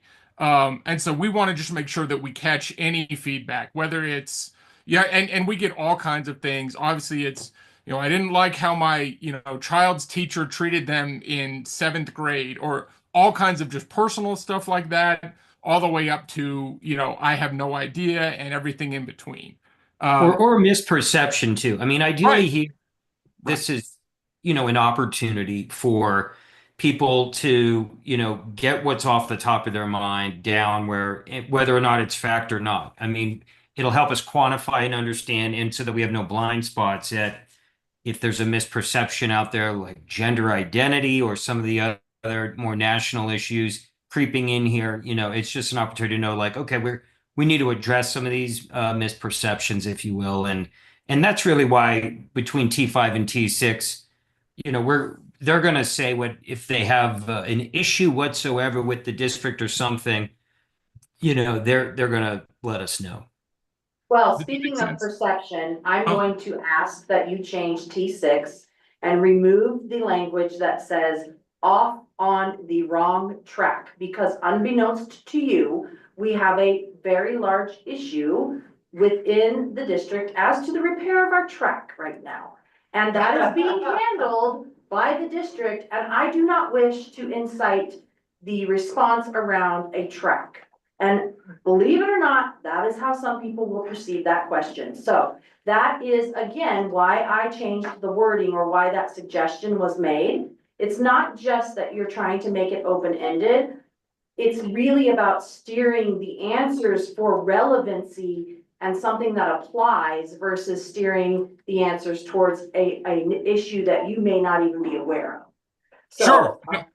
So I Thank feel you pretty for sharing that confident. with us. Yes, thank you for sharing that with us, Emily. That's a unique situation, and we hear you loud and clear. What about you guys? Did you No, read my commentary about 5 and 6? And what are your thoughts around the phrasing around question number 5 and 6? I mean, and I want to bring to light to the board, we are paying for this survey, should we choose to move forward, to be done. That means that the responses to this survey could be genuinely used in a broader fashion, should we choose to use them that way. It's tough to get people to respond to a survey to begin with, and I think we have like 4 of them out there right now in light of what is in front of us and facing the district. I would love to have each of you opine on the language around some of this questioning, keeping in mind we're paying for this. Good change, Ryan. I'd say, I like the idea of keeping it open, because again, you really don't know what someone is gonna write, and so it does Sure. give us an opportunity to then see when this comes out, what we can then work on. So I like to keeping it broad. So right direction, wrong direction, those two opposites are That's great. removal of trap. You're good, okay? Yeah. Hey, I'm just calling it out for what it is. That's what I do best. All right, keep going. Perfect. Okay, great. Yeah. So glad we and we appreciate the context there, because the last thing we want is just to create any unnecessary headaches. So thank you for bringing it up. I'm sorry, can I just ask one question? You mentioned you have multiple surveys going on right now. Could you please let us know what those are? Because we may have respondent fatigue issues, and we ran into that last year in another district that we were working for, and unbeknown to us, they had a lot of surveys out there, and it did harm our response rate. Are you doing surveys of parents, or is it something else? Or if you don't mind me asking, yeah. Okay, well, this is a matter that will be discussed later in the board meeting, but we are polling our community in regard to the needs of qualities and characteristics surrounding a critical open position in our district, which is from our superintendent, Mr. Cordray, resigning and leaving us at the end of this year. So the board is hyper aware and sensitive to gaining the feedback from our community, our staff, our students in regard to that process. And unfortunately, we are in a time crunch to do so. Therefore, that survey is already out. There are some student surveys that are out. There's a student survey that's focusing on a student's experience at the high school level, but it doesn't involve the community. That's just internal for the students. There's a Colorado Department of Health survey that's out right now, but that's not us. But it is a community-wide survey. I only know that because I just did it today. And isn't there another one? Or am I missing? Okay. I think that's it. So I think that's it. So I mean, I still think that we have Conflicts here. plenty of opportunity to receive the feedback. This particular issue or new is top of mind for many of our community members and staff. And so I don't know that you're gonna get as much fatigue as you think. And it's up to us to support it and ask for the responses. Do we know if the town is gonna be doing the survey? They are, and it's gonna be a 0.4. A survey? They already. No, sorry, they did the survey last year with these guys. They are gonna put the sales tax on for sure, and it's gonna be a 0.4. Okay, but they're not doing a survey. No, they did the survey last year. So 2 critical surveys to include this one that the public will be asked about in regard to education. Other internal student survey, and then another county-wide survey. Okay, but that's not. Our only concern is that if all of those surveys were all among the community, But it doesn't sound like there's too much overlap between, like obviously the folks that are doing the internal stuff, they're still going to be interested and engaged in taking this survey. So not too much of a concern, but we just wanted to make sure. And then getting back to the idea of perception, these next couple questions are obviously measuring perception of whether the school district currently has the resources needed to provide students with a good education, and then perception of whether the district is fiscally responsible and spends taxpayer money wisely. Again, two more questions where the perception is really what's important. And then on this question, yeah, I don't think we necessarily need to take the time, live here at this meeting to rework this list and kind of rephrase some things. But just so you all know, like we are by no means locked into this list, so we absolutely can make some of these suggested edits. Unless you all want to go through the time to do that right now, I would just say that we can kind of do this in the next day or so. Does that work? Yeah, we're looking at it ourselves as well. Is anybody opposed to any of those edits?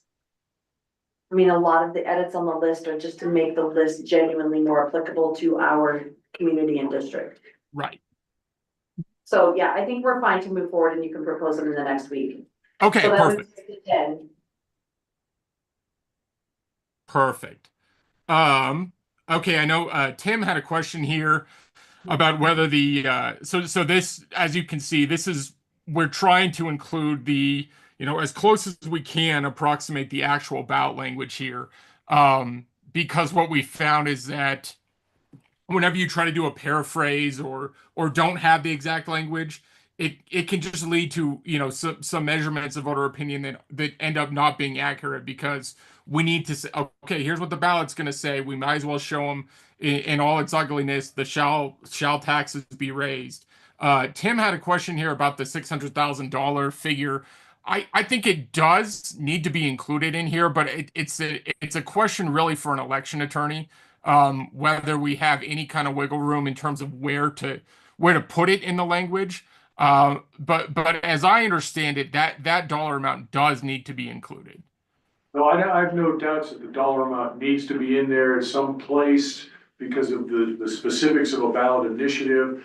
I just was worried about it being right up front and people seeing that big number, and then that just biased their whole opinion about the ballot measure. Sure. Yeah. No. And you're not wrong to be concerned about that at all. But unfortunately, Tim, what? Yeah. Go ahead, Ryan. I was just gonna say, like, that's what if that's what the ballot language has to say, then it's going to affect how they vote too. And so we might as well, we got to get an accurate read on it. Yeah, believe me, Tim, we would love to have more friendly language, but there's requirements under Tabor, and a lot of the election attorneys, as well as, your county clerk, where any kind of tax increase, what I mean, typically has to begin with that language, and it's required under the Tabor Amendment. I'm not an attorney, but, Ryan and I have been doing this for 20 years, and we've seen a lot of iterations, but it's pretty rare for this kind of ballot measure where we've seen it otherwise. However, that's why, and I hear you loud and clear, and that's why, unfortunately, a lot of people get frustrated. Yeah, David, this is Nate. It is required. Yeah. So Tom Peltz could help maybe. Yes. I think Tom maybe drafted this, if I'm not mistaken. I'm not sure, but yeah, it is legally required. I was just more concerned about it being right up front. Yeah, and I think it does. It has to be right up front. I'm like I said, we've seen a lot of examples of this. And Tom's an excellent attorney. Sorry, he's one of our best, most respected ones, just so you know. But sorry, go ahead, Ryan. Now, I can't think of any examples where it's not right in that first line. So again, it'd be a question for Tom. We can run it by him and see what he says. But I think we may be kind of locked into it as is. I saw the change Alice had here for all district staff rather than just saying teachers and teachers' aides. That's perfectly fine, obviously. Want to make sure that the language is clear in terms of. Go ahead, I'm sorry. Yeah, we just want to make sure that the language is accurate. And so whatever change we need to make there is perfectly fine. Well, we And then we're need to have asking, a conversation about that. Ms. Miller yeah, is actually an employee of the district, not a board member. She happens to be our communications specialist, so the commentary is from an employee. From a district, or from a board level, we as a board need to have the conversation around that particular suggestion, and it was brought up earlier. In your experience, gentlemen, is there a significant impact with the language between all district staff and then saying teachers and teachers' aides, paraprofessionals? We want to make sure that our language is clear, gives our school district, gives our business manager and superintendent the ability to plan and utilize funds rolling into the always forever future as the mill never, we would likely never sunset this, but we also don't want to preclude the success of the measure. So this is not necessarily a suggested have to change. This is something we need to discuss, and I think all of us would be, we would be welcome to your thoughts around that so that we don't sure. make a quick mistake perhaps, or suggestion that doesn't make sense. Yeah, no, you're exactly, you're thinking in the right vein there. What I would say is the very large front range school districts, DPS, Aurora, etc. I would be hesitant to say all district staff, because then a lot of people's minds are going to go immediately to, folks that don't have direct interaction with kids, kind of the bureaucracy, as it were. For someone like you all, a smaller district, I'm less concerned about it, though. I mean, what would you say, David? Well, I would just say, for example, like Lewis Palmer 38 over in El Paso County, they tried to pass an, I believe it was an 8 mil property tax increase in 2022 for a 10% raise for all staff. And that was really front and center. And our survey showed, not necessarily reluctant for cafeteria workers and the bus drivers and all the people that really make your district run. But that typically, when you ask a voter, what's the best way we can improve public education? Attracting qualified teachers and highly qualified teachers always is at the top of the list. So it's nothing against your other staff, but most voters want that to be, the leading, perhaps, avenue of where the revenue would go on an MLO, because they correlate it so much with a good school district and a stronger and a better education. So I would say definitely keep, bullet points saying attracting qualified teachers and paraprofessional staff, even though some may not know what the paraprofessional, lease is, in there, because the teachers are more valuable. With all due respect to your wonderful employees, it does poll better and adds a little bit more there. And the times that we have seen other ones where it's kind of broadened out, there's just a little less enthusiasm for that, but yet understandable. I hope that helps Yeah, you that some. does help. So, just I mean, obviously, you just said that polling wise, you see more support for teachers, paraprofessionals, and folks that are working more directly with teachers, with students. Definitely, have Victor. you seen in Yeah. other districts where they separate and they say, look, this money is gonna go toward school bus drivers, they're gonna go toward food services, teachers, paraprofessionals, administrative assistants. Do those tend to pass more than saying everybody's gonna get a raise? Well, Victor, it's been pretty rare. And that's why I say, Ryan, can you think of another ballot measure or project we've worked on in 30 plus school districts where we've actually seen a separate bullet point or specifically pointing out other? Because Lewis Palmer 38 is the only school district that I really remember when KC, their superintendent was like, we want to give a raise to everybody because he felt it was good for unity of the effort to make it happen. Now, it barely came up short from passing. It was literally like 49-49. But I No, don't remember. Go what ahead. we have seen in the past sometimes the language will specifically exclude like administrative staff, and again, in more conservative communities, That was one where in 27J up in Brighton, they specifically were saying this would not include certain, and again, it's more of a concern about the, just the district offices that again aren't having that direct instructional, time with the kids. And so I'm kind of torn about about what I would recommend here, just because you all don't necessarily have quite that same dynamic. So, But could this be resolved by just taking out the all district staff and just say district staff and then have our bullet points?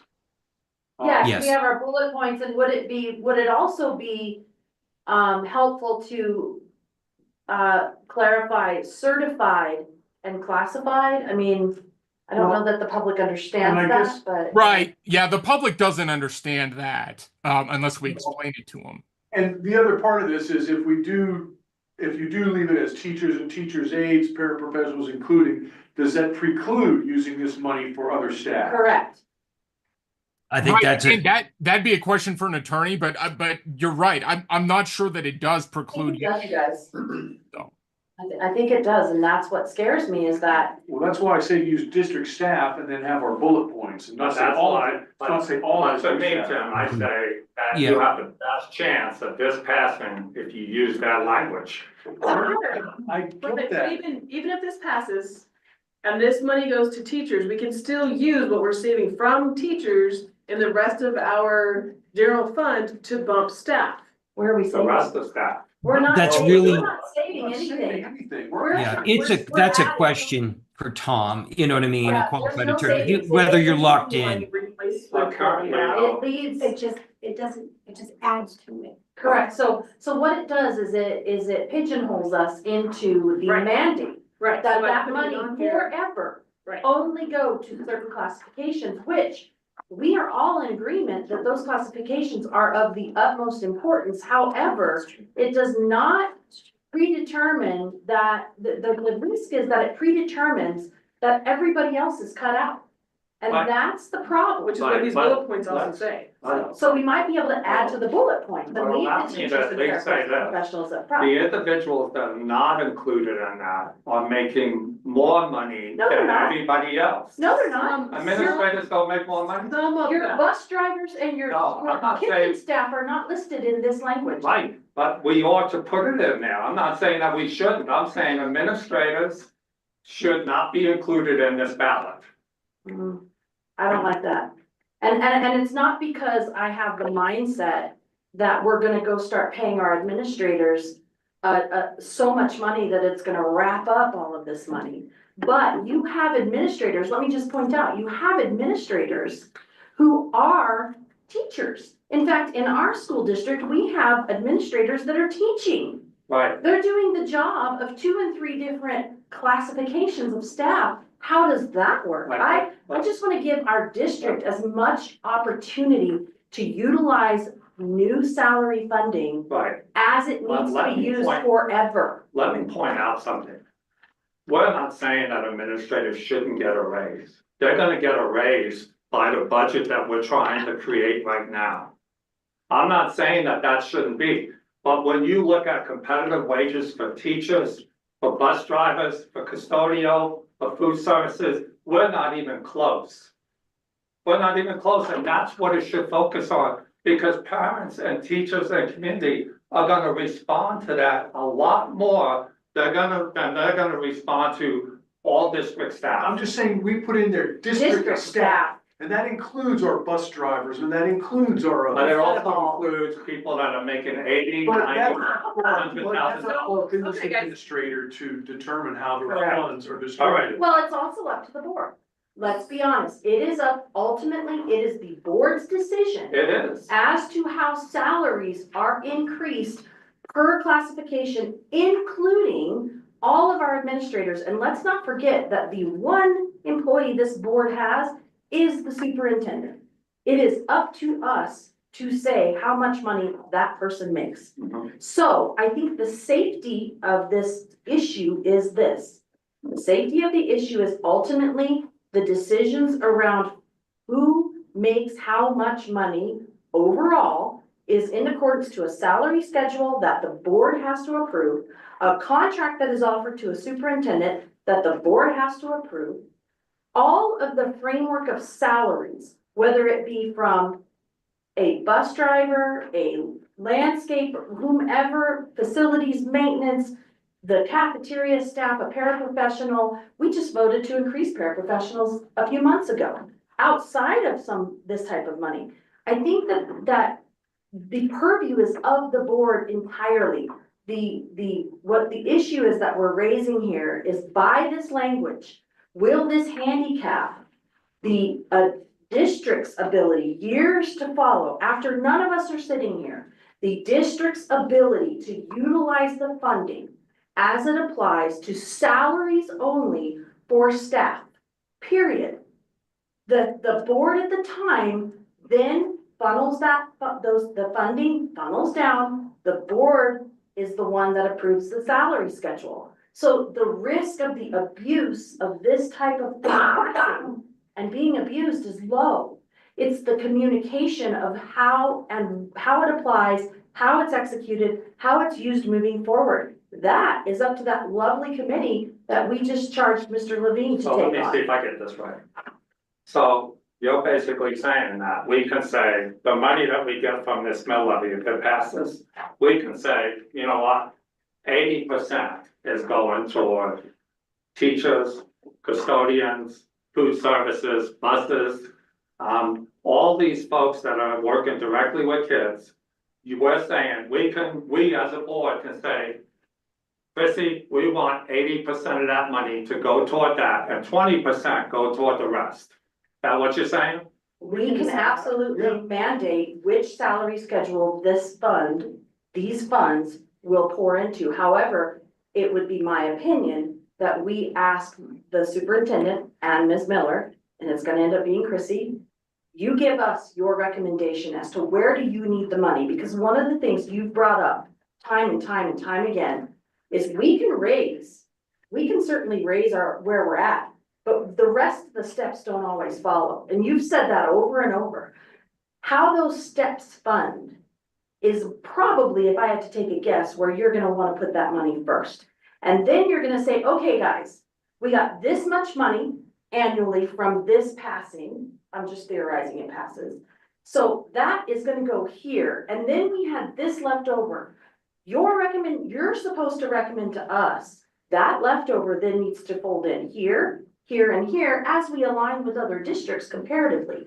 We don't know, just like we didn't know where our paraprofessionals landed last year or the beginning of this year. So we were unable to hire. You came to us with an emergency measure asking us to approve the changing of the salary schedule for paraprofessionals only. We did that, which affects our budget, and we got people hired. So the whole trajectory of these funds is managed by the board as per the recommendation. It will primarily be Ms. Miller So Chrissy, in and the the superintendent. past, when we've done a mill levy, which was about 6 years ago, that was all distributed evenly across the board. No, because that mill we levy didn't- was for other things. It wasn't for salary. No, it was Yeah. for salary, I was gonna say and it was. it was, not put in the salary schedule, so it was stipend out. Oh, And it was stipend. 8% of everybody's wage.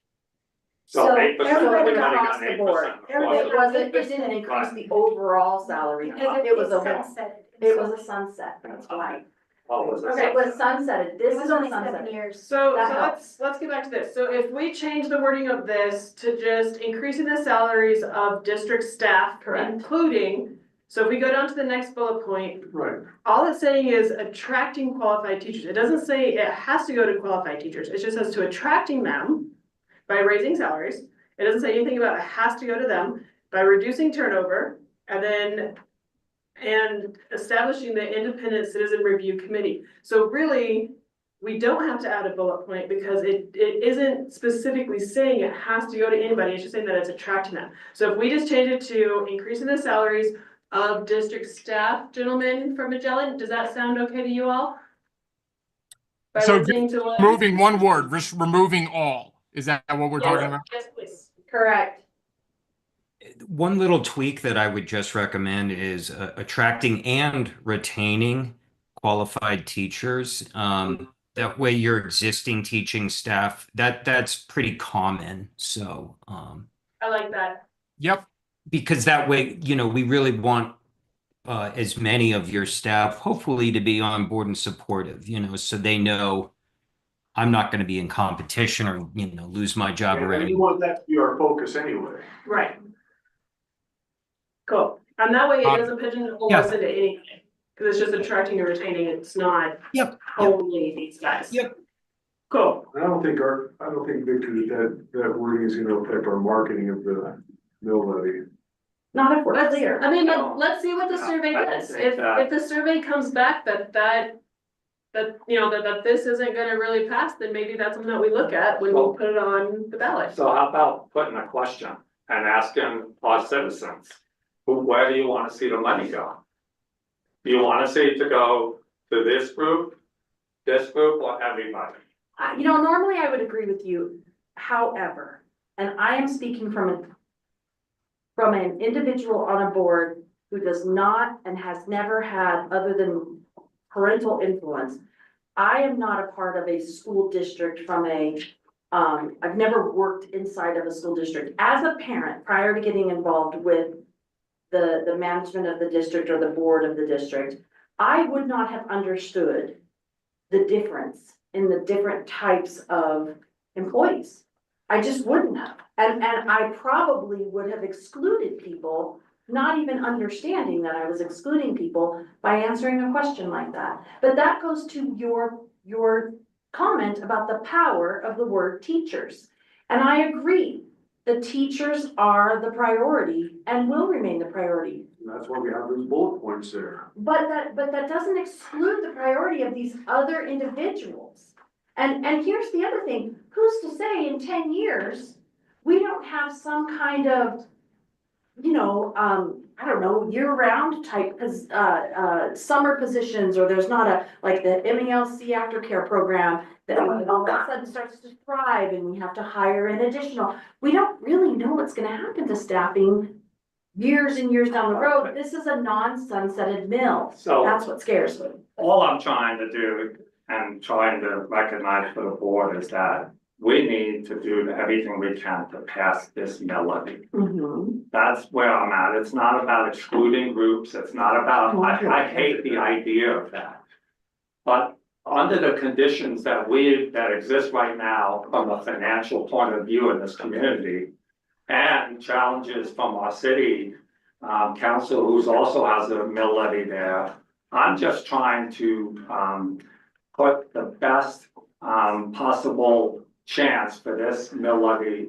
And for me, the best possible chance for our staff that works with our students up front. What we're gonna do though is we're gonna do this. We're not gonna ask a question about where would you really wanna see this money go, which would be critical information for us to know what kind of language we should put here as it relates to whether it'll pass or not. All we're gonna get is, I'm not gonna do this, or yeah, I'm gonna do this, and we're not gonna know why that's the case. We're gonna guess. And in addition to that, all I'm saying is that it's not like administrators aren't going to get a raise. They're gonna get a raise, but they're not gonna get the same raise our working staff is gonna get. And if that's the case, that's fine. I mean, So it's up to the board, but. So gentlemen, can we add like a T 10.5 of like, if you reject it, or if no, could you tell us why? Yeah. Or could you? No, Can we expand? Yeah, so let me just take you, just again, kind of understand how we conduct the survey. So this one is basically a cold, hey, tell us right now today, like how you would vote. Then we're going to give them a little bit of information, but then we'll please describe why you would vote no and reject the ballot measure. Please describe why you would vote yes and approve the ballot measure. So we will get, if there is concern, they're like, that language in the ballot measure sounds too squishy. I only want it to go to instructional staff or whatever. They'll say that. So we'll get it without having to ask a question that kind of forces them to think in those terms. Does that make sense?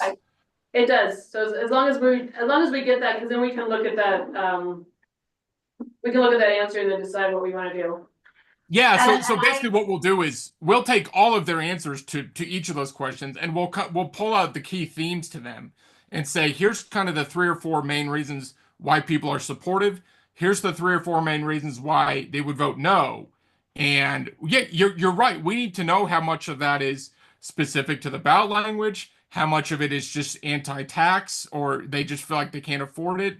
And whatever else may be coming into their minds, we'll be able to tell, okay, here's where these no voters are coming from. Mhm. And I like the fact that you all explained earlier that it's wiser to just put the language that's going to be on the ballot in the survey. Let's be honest, does everybody read the entire ballot when they're voting? They do their homework, in advance, and they read the big booklet. And so I like that the language is what the language is, but I think we're all in agreement, or for the most part, to remove the word all and just be district staff. And then the follow-up language at the end is helpful, or the follow-up questions at the end is helpful. The other thing that ties into this is the chart. Ms. Miller also commented there about explanation of what those salaries were. Go back up.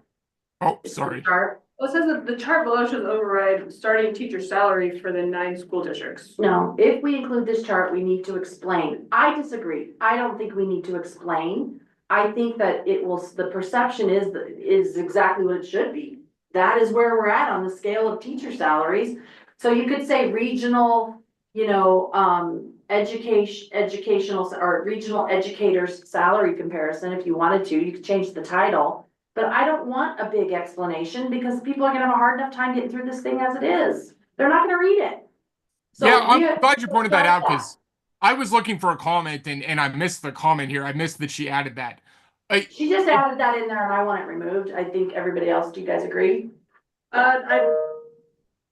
All of T13 or No, just the yellow. No, just this the part. yellow part?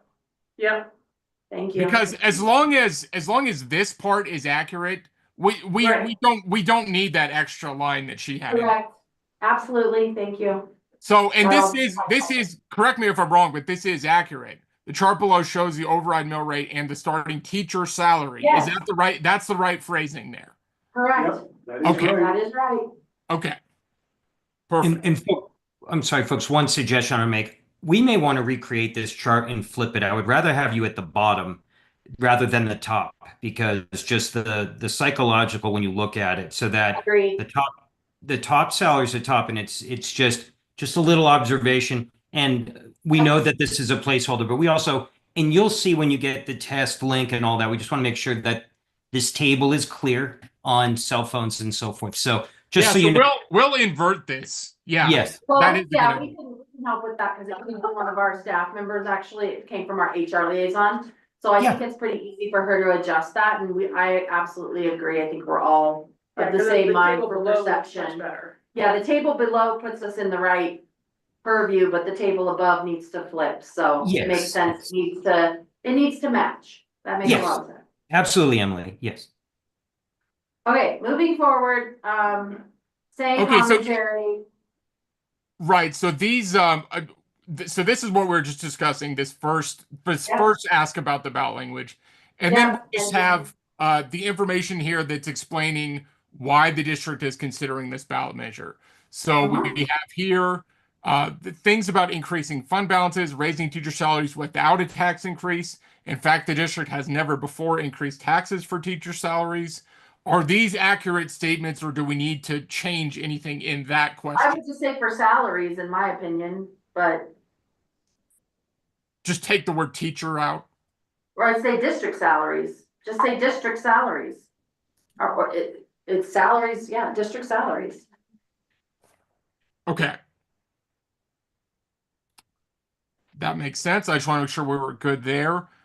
This is obviously something that's important because the average voter has no idea what a mill is. Like, they don't think in those terms. And so this is explaining to them the cost per month for a home valued at $400,000. They need to know that just so that they can have some idea of what this is going to cost them. Then we and have one other, oh yeah. No, Ryan, I was just going to tell you, in the past, we would include the ballot language like we have in this, and we would actually have a bullet point of what it would cost a homeowner. However, and again, Tom, your wonderful attorney will tell you, sometimes that information does not make it into the final ballot language. Somewhere along the way, and it's not necessarily your counsel's fault. It's really the, clerk that ultimately decides, hey, this is what's going to be there and not.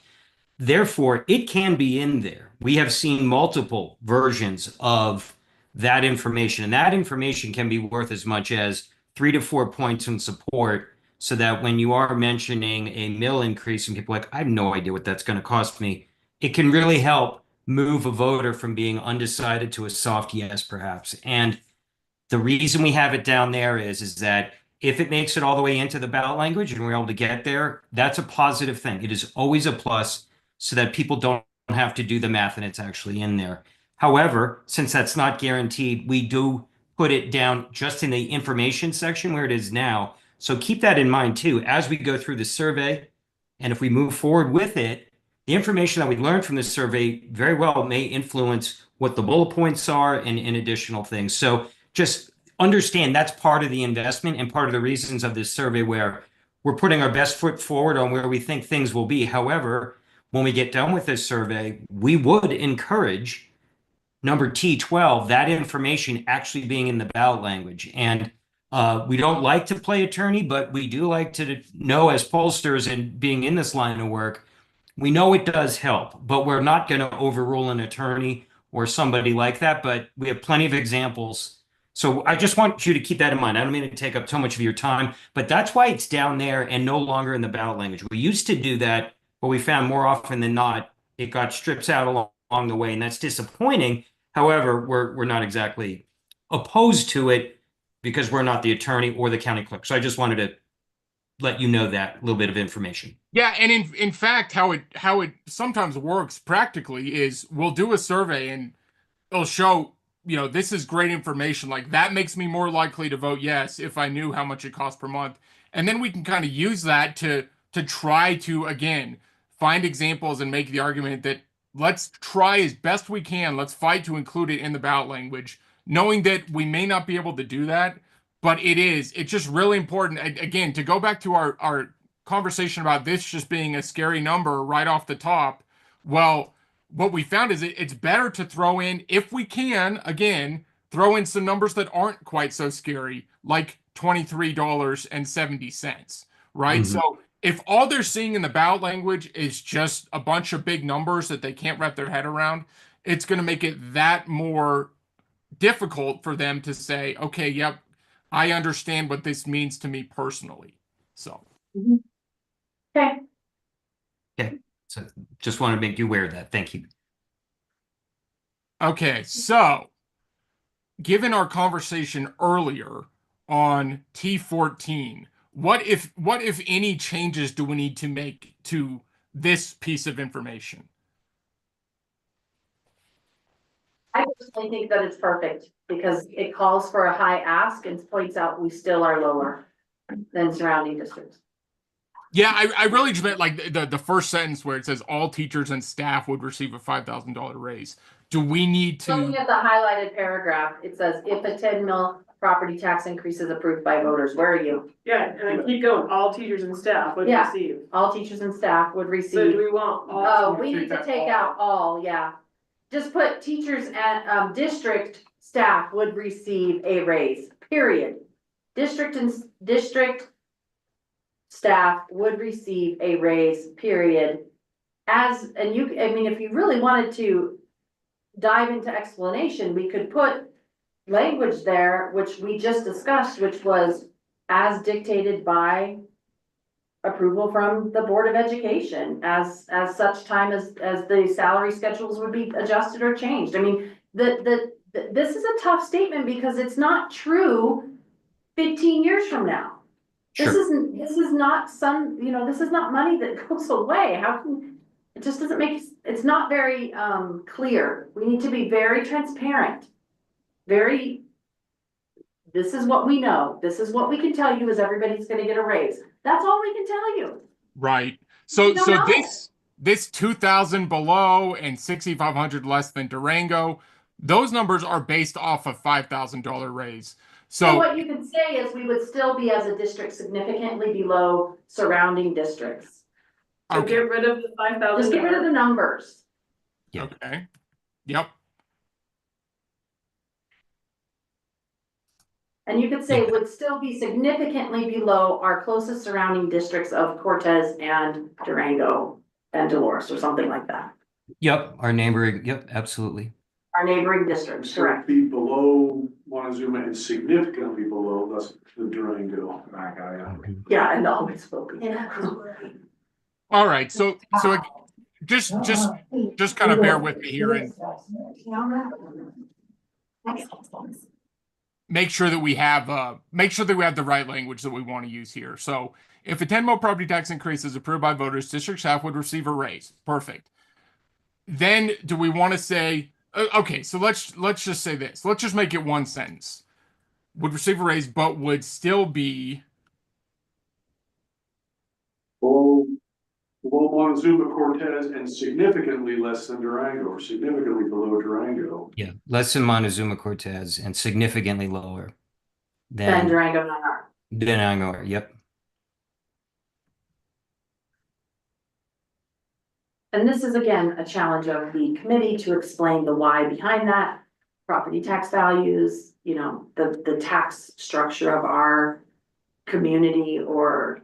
We need to go into that kind of explanation. No, the committee. The I committee said needs the to take committee that, needs, yes. and I'm saying that for the benefit of Mr. Levine, who is sitting here, who we have to ask to lead the charge.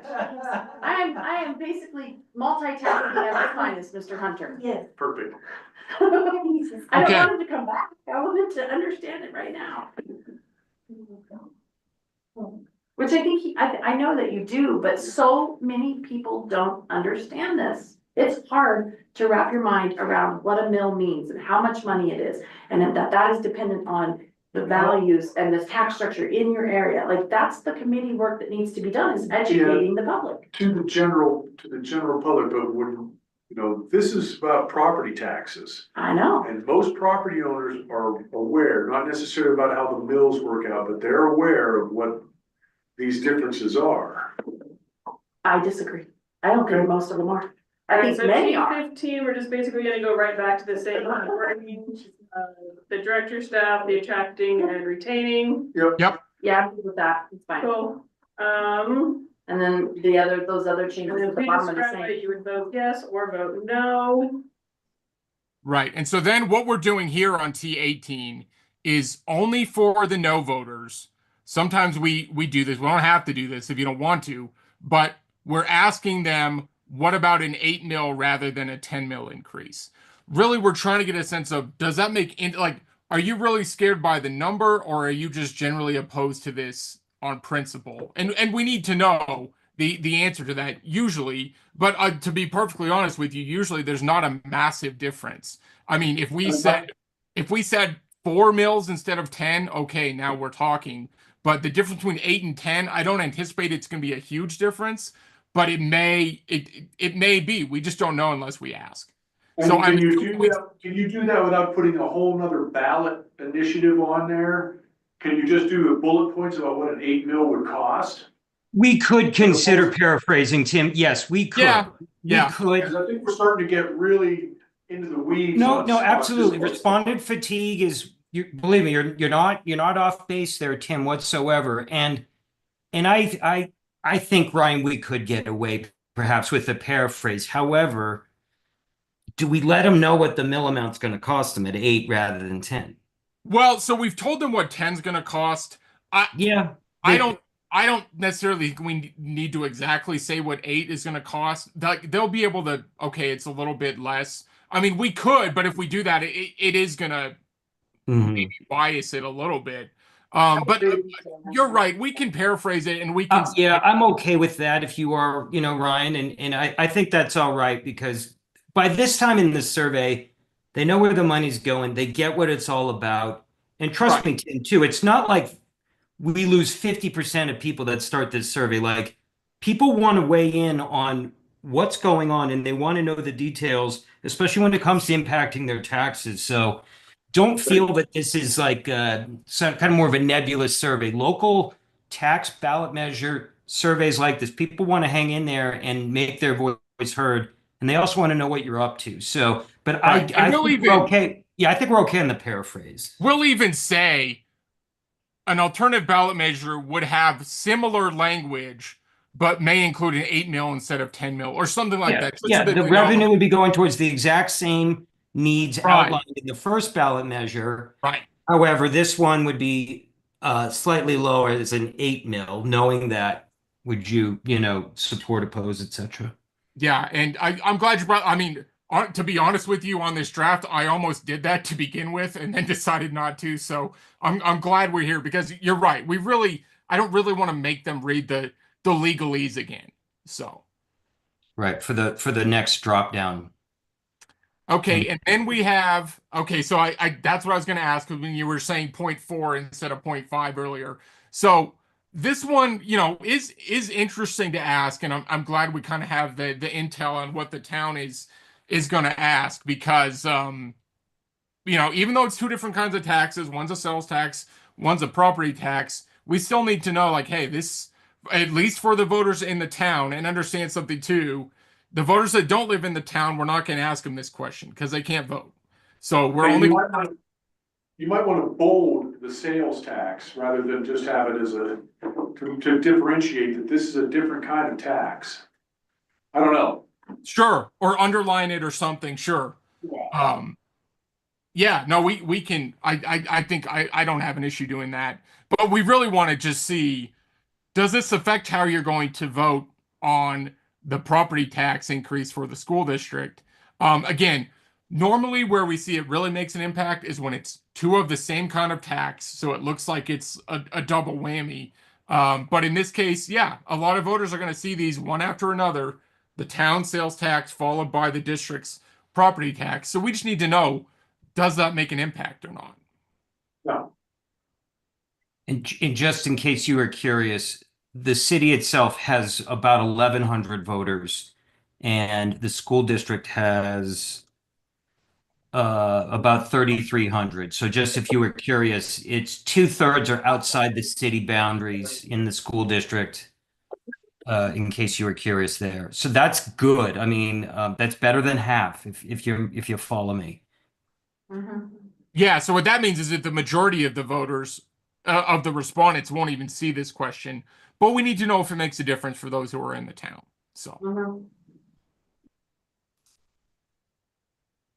And then going down to our demographics, this is kind of a unique approach where, for the folks that say anything other than neighborhood public school, we want to ask them why. I'm perfectly fine doing that. Like I said here, we're not going to require it, but we'll ask them, to answer it. But if they want to just click next, well, is there a way to incent the response? And here's the reasoning behind it. We need to understand as a board the incentive or mentality around homeschool or anything that pulls funding away from the district. So our student count is what determines our funding. This is the perfect opportunity to understand what, and maybe that you can even, word Smith that question that alludes to in an effort to understand or dive deeper into student funding. We are looking to, we want to understand why the homeschool choice was made. It really is, for me, related to funding. That's why I made the suggestion. Sure. No, and you're right. So just first of all, off the top, just to make sure that we're all on the same page, do you all have charter schools in the district? No. Okay, so we don't even need to include this number 2. Right. And honestly, I guess private school we do have a few. You do have the Nest and the Dragonfly or whatever. But well, and I guess I'm thinking that the reason why we typically do have charter school is there are some online charters that I suppose, guess possibly someone could be enrolled in. But do you all feel like we need to include charters or not here? No. Do we want to change the wording to online? I don't think so. I don't know. I think we No? want to Okay. encourage them. Okay, we'll I just- just, So we'll Remove just it. remove it. So we'll have neighborhood public school, private school, homeschool. And then yeah, I guess this is our catch-all. If Yeah. they're doing some Yeah. other kind of school, we'll let them just tell us about it. Right, and then let's ask them to elaborate on their choice if their answer is 2 or 3 or another kind. Yeah. Yes, yeah. That we- would we be can- very helpful to us from a funding perspective. Yeah, Ryan, let's just do a non-forced open-ended and say, you know, please describe the reasons why your child attends X school. And we will capture that. Definitely, we can add that. Are you a family member employed by the school district? That's obviously important for us to know demographically. And also, we can certainly do the if they volunteer for the district. I'll add that in right after the employed question Thank you. so that we have that. Gender, age, party, I know can be a sensitive thing, but we need to know that the respondents accurately match the demographics of the community. So we do have to ask party, race or ethnicity, 4-year college degree, rent or own your home. Again, these are all just, demographic questions that help us to ensure that we have an accurate representation of the community. Tenure, how long have you lived at your address? That can be interesting to see if there's any kind of difference between longtime residents and newer residents, and then household income as well, which obviously comes into play whenever you have a tax increase, or typically does. So any questions for us on these demographics? Or concerns. That was great. Got it. And we do have a prefer not to say option on the kind of, like there are certain demographic questions we must ask and we do not want to have other options so that even on age, like if 20% of our respondents say other, just it can mess up the weighting. Where other things that we don't weight the results on, such as income in other areas, it's okay there where we can show where support levels are among different income levels or tenure. Or whether or not, because if somebody rents their home, technically, they're not going to be paying the MLO. It's only people that own their home. However, we have worked in districts before where they're like, yeah, but our renters know that landlord, if they get hit with this, is going to raise their rents. That's up for debate. But that's why we have the prefer not to say on some demographics rather than others. So, because we really need like, we need to know, especially on, if we had it here, then a good 30 to 40% of people would probably say prefer not to say. And it just wouldn't, we wouldn't be able to accurately weight the data at that point. Yeah, and if you look at our proposal, we dropped in there the demographics like the last odd year election, 41% was unaffiliated, 25 Democrat, 32% Republican. We really want to be close to those things because rarely do those sorts of distributions change radically. And if we don't have that information, it's one less thing one less factor for us to ensure that the survey, we don't have too many Republicans or too many Democrats or too many older young people. I just want you to understand the process. So Can we, T28 add Native Americans? Good call. Yes. Yeah, actually, I'm We will glad add that. that Our apologies. Yes. Our apologies for that, for omitting that.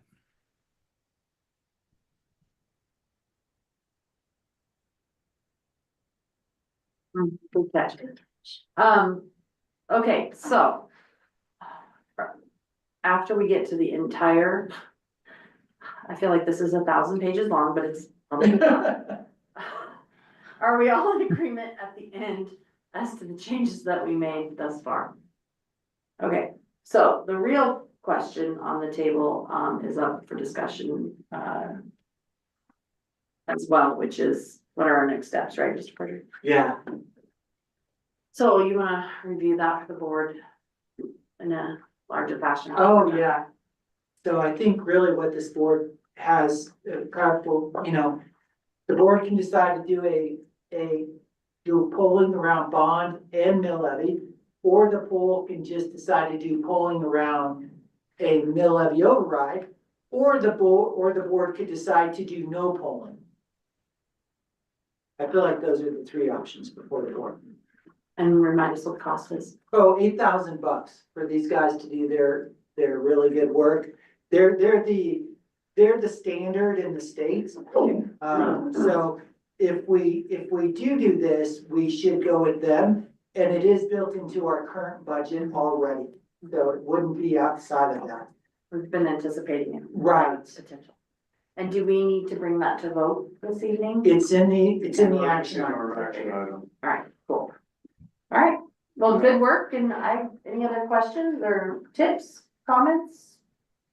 I guess if we're considering, I was under the impression that we were going with just a mill and not a bond. If we're still considering a bond, there should be a question in there about bonds. I think after the recommendation from the MTSS and the DIT team. Yeah, and it's also the recommendation of administration Yeah. that the board also just does a mill levy over. I think that has just naturally progressed. Including facilities. Yeah, that has including the naturally facilities progressed director. over the last year or two. No, so we're. I'm okay with taking the recommendation of our administration superintendent and the DIT team and just focusing on mill. We've said for all along that the mill was our priority, that teachers were our priority, staff was our priority. I think that was brought up on our last couple of board meetings. Yep. So we just now, I think, are acknowledging there's likely no real chance we could do both well, so we might as well do one with exception. Yep. And that's what we're trying to do, is one with exception.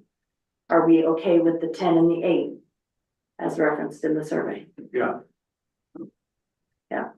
Okay, I think we're good. We just need to see this in final, gentlemen, if we could.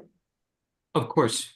Yeah, so we'll make those edits that we just talked about, and then I know back up here, I'll make these edits, but I know we kind of put a pin in this and to finalize this list. But yeah, we'll have that done for you by the morning, and then you can help to finalize this list. Excellent.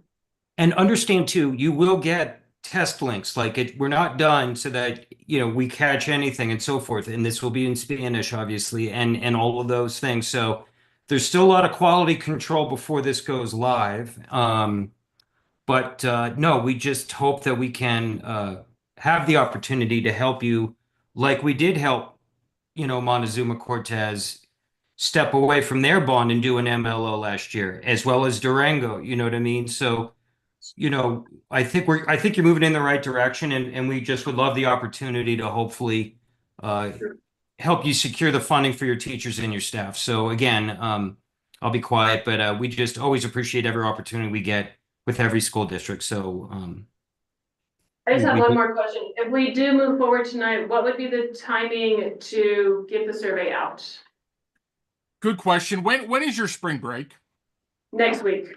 Next week. So And then also what we spoke about in the past is the results presented to the board at their next board meeting on April 21st. So can we launch it like April 1st and then have the results back? Or how I long think they do we could need? probably launch it in 72 hours. And just leave it Well, live for how long? Go ahead, you tell So- me, it's your. we can move as fast or as slow as you'd like to. If there is a desire to try to launch it before spring break, we can. It's just a matter of how much you all feel like you need to get the word out that a survey is going to be coming beforehand. Some districts How long do you usually have the survey out? So it's usually out for anywhere from 10 to 14 days. So even if let me ask you this. If we're presenting results at the April 21st meeting, when would you need to have results finalized in order to get them in the packet or materials for that? Well, we typically send out our agendas the week prior, but I just want to bring to light, we do have an existing survey. That survey ends on March 31st. Okay. I think that with the spring break in place, it makes a lot of sense to launch this on April 1st.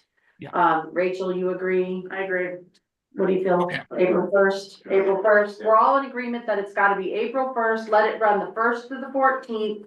Then our meeting is on the 21st. That's a week later. If the presentation of the data is not, you know, perfectly presented with flow charts and spreadsheets and pie charts, whatever, just give us the data. It doesn't have to be beautiful, Yes. but we would like to have the data. If you Yeah, can't make so the we'll- 21st, fine, but let's try for it. Yeah, just so you understand how the process works, in that scenario where we're done on the 14th, you would have final top lines and cross subs of the data on the 14th. The only thing the only thing that takes a couple extra days is the PowerPoint presentation. Yes, and the verbatims, so you can see those open-endeds, but we will have that presentation fully done for you for the 21st. Yes. We just may not get that to you till the 17th or something, 18th at the latest. Yeah. The 18th is when the agenda would likely go out, so you're Yeah, fine. So we definitely. could probably run it the 1st through the 15th, just to be like half the month type of thing, if we wanted to. Yep. Yep. No, that makes sense. And that also gives us yeah. So like I said, by tomorrow morning, I will have everything that we discussed from our end. It gives you guys a day or two to figure out exactly what this list should be.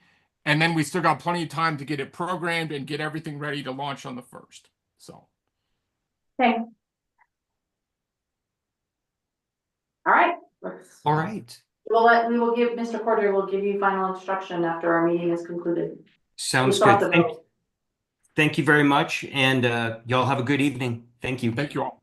We'll talk soon. Thanks, Tim. Yep. Good night. All right. We are, I know I'm on the wrong. So where are we? We are, sorry guys.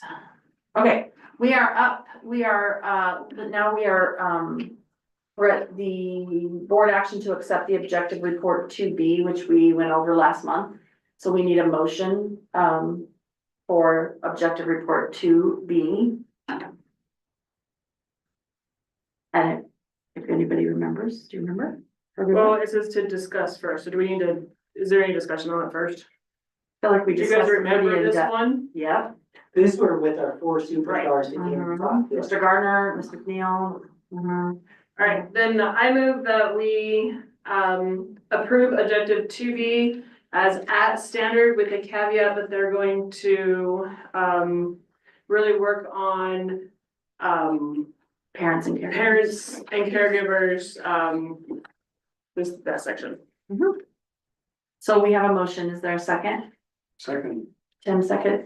Heather, can you call the question, please? Mr. Benali? Aye. Mr. Figueroa? Aye. Mr. Hunter? Aye. Ms. Hutchinson Brown? Aye. Mr. Porter? Aye. Motion carries 5-0. No discussion needed. Now we are at a point to move towards our consent agenda, which is complicated. Move that we have sent with action items A, B, D, E, and H. That is excluding the proclamation, which we will read, the superintendent, and the question on our contract. So we have a motion and we need a second. All right, Heather, can you please call to question? Mr. Benali? Aye. Mr. Figueroa? Aye. Mr. Hunter? Aye. Ms. Hutchinson Brown? Aye. Mr. Porter? Aye. Motion carries 5-0, no discussion. Okay, go ahead, Mr. Hunter. I'd like to make a proclamation for the Week of the Young Child of 2025, whereas the Memphis Early Learning Center is committed to providing high-quality early childhood education that nurtures the growth, development, and well-being of young children in our community. And whereas the National Association for the Education of Young Children has established the Week of the Young Child as an annual celebration recognizing the importance of early childhood education and the critical role early childhood educators play in shaping young minds. And whereas research confirms that the early years are lay foundation for a child's future success in school and life, making it imperative to invest in high-quality early learning experiences. And whereas the Memphis Early Learning Center embraces play-based learning, creativity, and developmentally appropriate practices that support the cognitive, social, emotional, and physical growth of every child. And whereas this week is a time to recognize that every child deserves a strong start and to celebrate the educators, families, and community members who work together to support young children. And now therefore, on behalf of the Mancos Early Learning Center, we do hereby proclaim April 5th through 11th, 2025 as a week of the young child in Mancos, Colorado, and encourage all community members to join in celebrating and advocating for early childhood education. Do we have a second? I'll second. My apologies for missing that on the agenda, the proclamation itself, but I'm so excited that we got it in before April, so my apologies. Heather, please call to question if you would. Mr. Rinaldi? Aye. Mr. Figueroa? Aye. Mr. Hunter? Aye. Ms. Hutchinson Brown? Aye. Ms. Whitworth? Aye. Motion carries 5-0. Okay, and we are now up to item F, which is the recommendation to accept the resignation of Mr. Todd Cordray as superintendent of the school district. In regard to that notification, it was shared primarily, first and foremost, with our district staff and students. That was then followed up with a notification to our parents and community through the Mancos Matters newsletter. And I think that it's worthwhile to publicly state that the board, although we will vote, and I believe that we will accept his resignation, that we will do so with great sadness to lose your service to our district. You have given us 3 solid years of leadership. You have been away from your primary family in the Denver area, and we understand your reasoning behind the need to be closer to your family. We talk a lot about culture. We talk a lot about the Blue Jay family and values in this district. We have tried I think the board and the administration as a whole has tried very significantly tried to impact the understanding and acceptance of doing the things that we're allowed to do, that we can do, that go above and beyond just adding a dollar amount to a paycheck, because we don't have the ability to do that very easily. And even though that might be accepting a resignation, we are excited that you are making steps towards the fulfillment of your family needs. So with that being said, sadly, I would ask for someone to make a motion to accept the resignation of Mr. I move that we accept the resignation of Mr. Cordray. Do we have a second? I would make a second with an amendment to the motion that we also add an executive session at the end of this meeting. All right, so an amendment to the motion. Yeah, so you need to. So you'll need to redo your motion and add that executive session. Or approve it. Then. Okay, I move that we accept the resignation of Todd Cordery and have an executive session at the end of the meeting. And I'll second that. So we have a motion, we have a second. Is there any further discussion or anybody else that wants to offer commentary around this particular initiative at this time? No, Heather, call to question. Mr. Rinaldi? Aye. Mr. Figueroa? Aye. Mr. Hunter? Reluctantly, aye. Ms. Hutchinson Brown? Reluctantly, aye. Ms. Whitworth? Aye. Motion carries 5-0. And Madam President, I move that we accept the Magellan Strategies proposal for the mill levy override only survey. I second that. So so let me just clarify that motion. So your motion is that we accept the proposal and the contracted amount, approve that and move forward with the survey in regard to the mill levy override only. Yes. All right. Do we have a second? Yeah. That was Second Victor. Any other discussion? Are we all clear as to where we're going with that and the spend associated with and the timeline and, okay. Crystal. All right. Yeah, right. Heather, call to question. Mr. Rinaldi? Aye. Mr. Figueroa? Aye. Mr. Hunter? Aye. Ms. Hutchinson Brown? Aye. Ms. Whitworth? Aye. All right. Motion carries And 5-0. I'll let them know, and then I'll put them in contact with Tiffany to start on some work, and then there's some other work that needs to be done. Perfect. I would move that we move to the executive session for the purpose of determining positions relative to matters that are subject to negotiations as authorized by Colorado Revised Statutes 246402-4E, and for the purpose of discussion of personnel matters relating to specifically identified employees as authorized by Colorado Revised Statutes 246402-4 and F, and for the purpose of having a conference with the board's attorney to receive legal advice on specific legal matters as authorized by Colorado Revised Statute 246402-4B. These matters relate to resolution of personnel matter, and those present at the executive sessions and at times requested by the board president shall be members of the board. Do we have a second? Members of the board only. Members of the board only. Do you have a second? I'll second. Rachel seconds. Okay, so with that, we are going to move into executive session and I am going to ask that the board only remain. And I will, yeah, while we make all of our movements around and get ourselves reorganized, we will be pausing the recording. We will come back on to wrap up the meeting.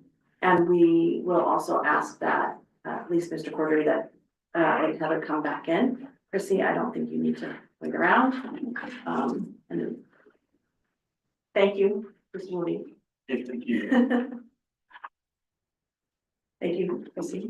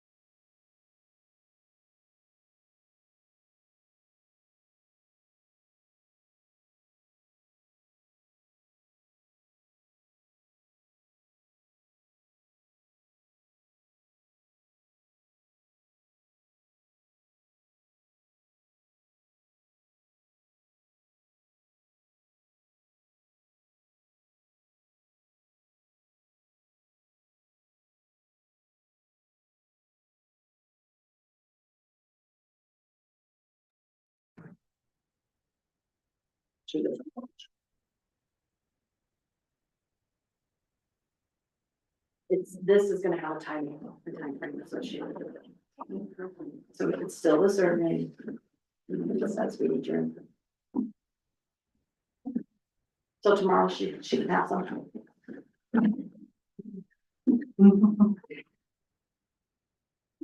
We haven't seen too many of those. No, that's good. Yeah. So the first one I've done. I'm not a big fan of executive session. None either. Here we go. Okay. Are we live? President.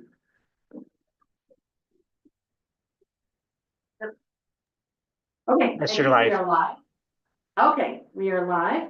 It is 9:04 approximately that we are returning, and no decisions were made in the executive session. And therefore, we are ready to move forward to the mention of future agenda items being the approval of objective 1A, I believe, right? Don't we have a 1A?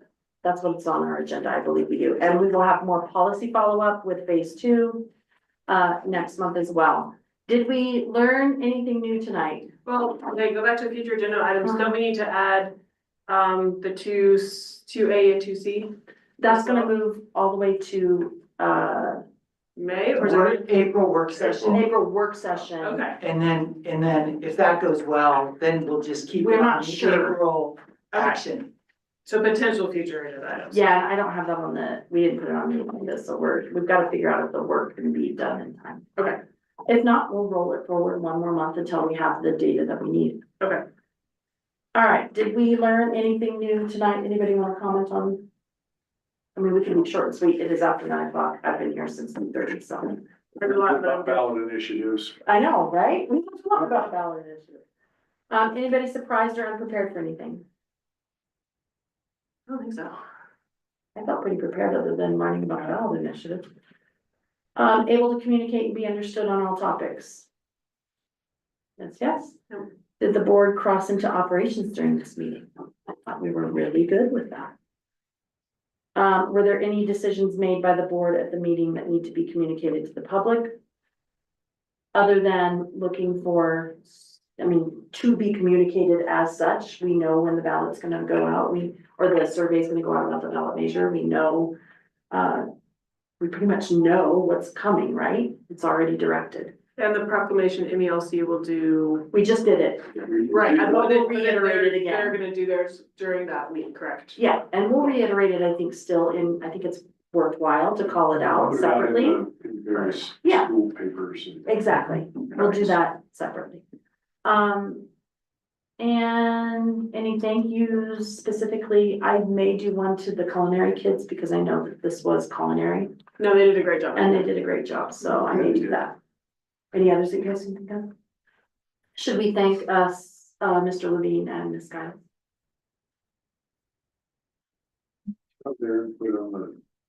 I think so, and I also think that we should thank Performance Services for all the time that they put in for all the bond ideas, even though we've decided not to move forward with the bond at this time. They did come in a lot of work to that, and it is nice that now we have it, so if we do decide to do something next year, we already have it. Well, we can still move forward with a contract with them. With some of Right. it, if we choose, Right. if we can figure But they that. did a ton of work on They that, did a so. lot of work. Okay, PSI, culinary class. Okay, the DIT, should we just thank the DIT because they all came up, they spent time discussing. Okay, They spent over an hour doing that. okay, for their feedback, anything else? Nope. Did we sign enough cards? I don't know. Yes, we did. If not, I'll bring them to the next meeting. Okay. All right, it is 9:07, so with that, I'm calling this meeting finally.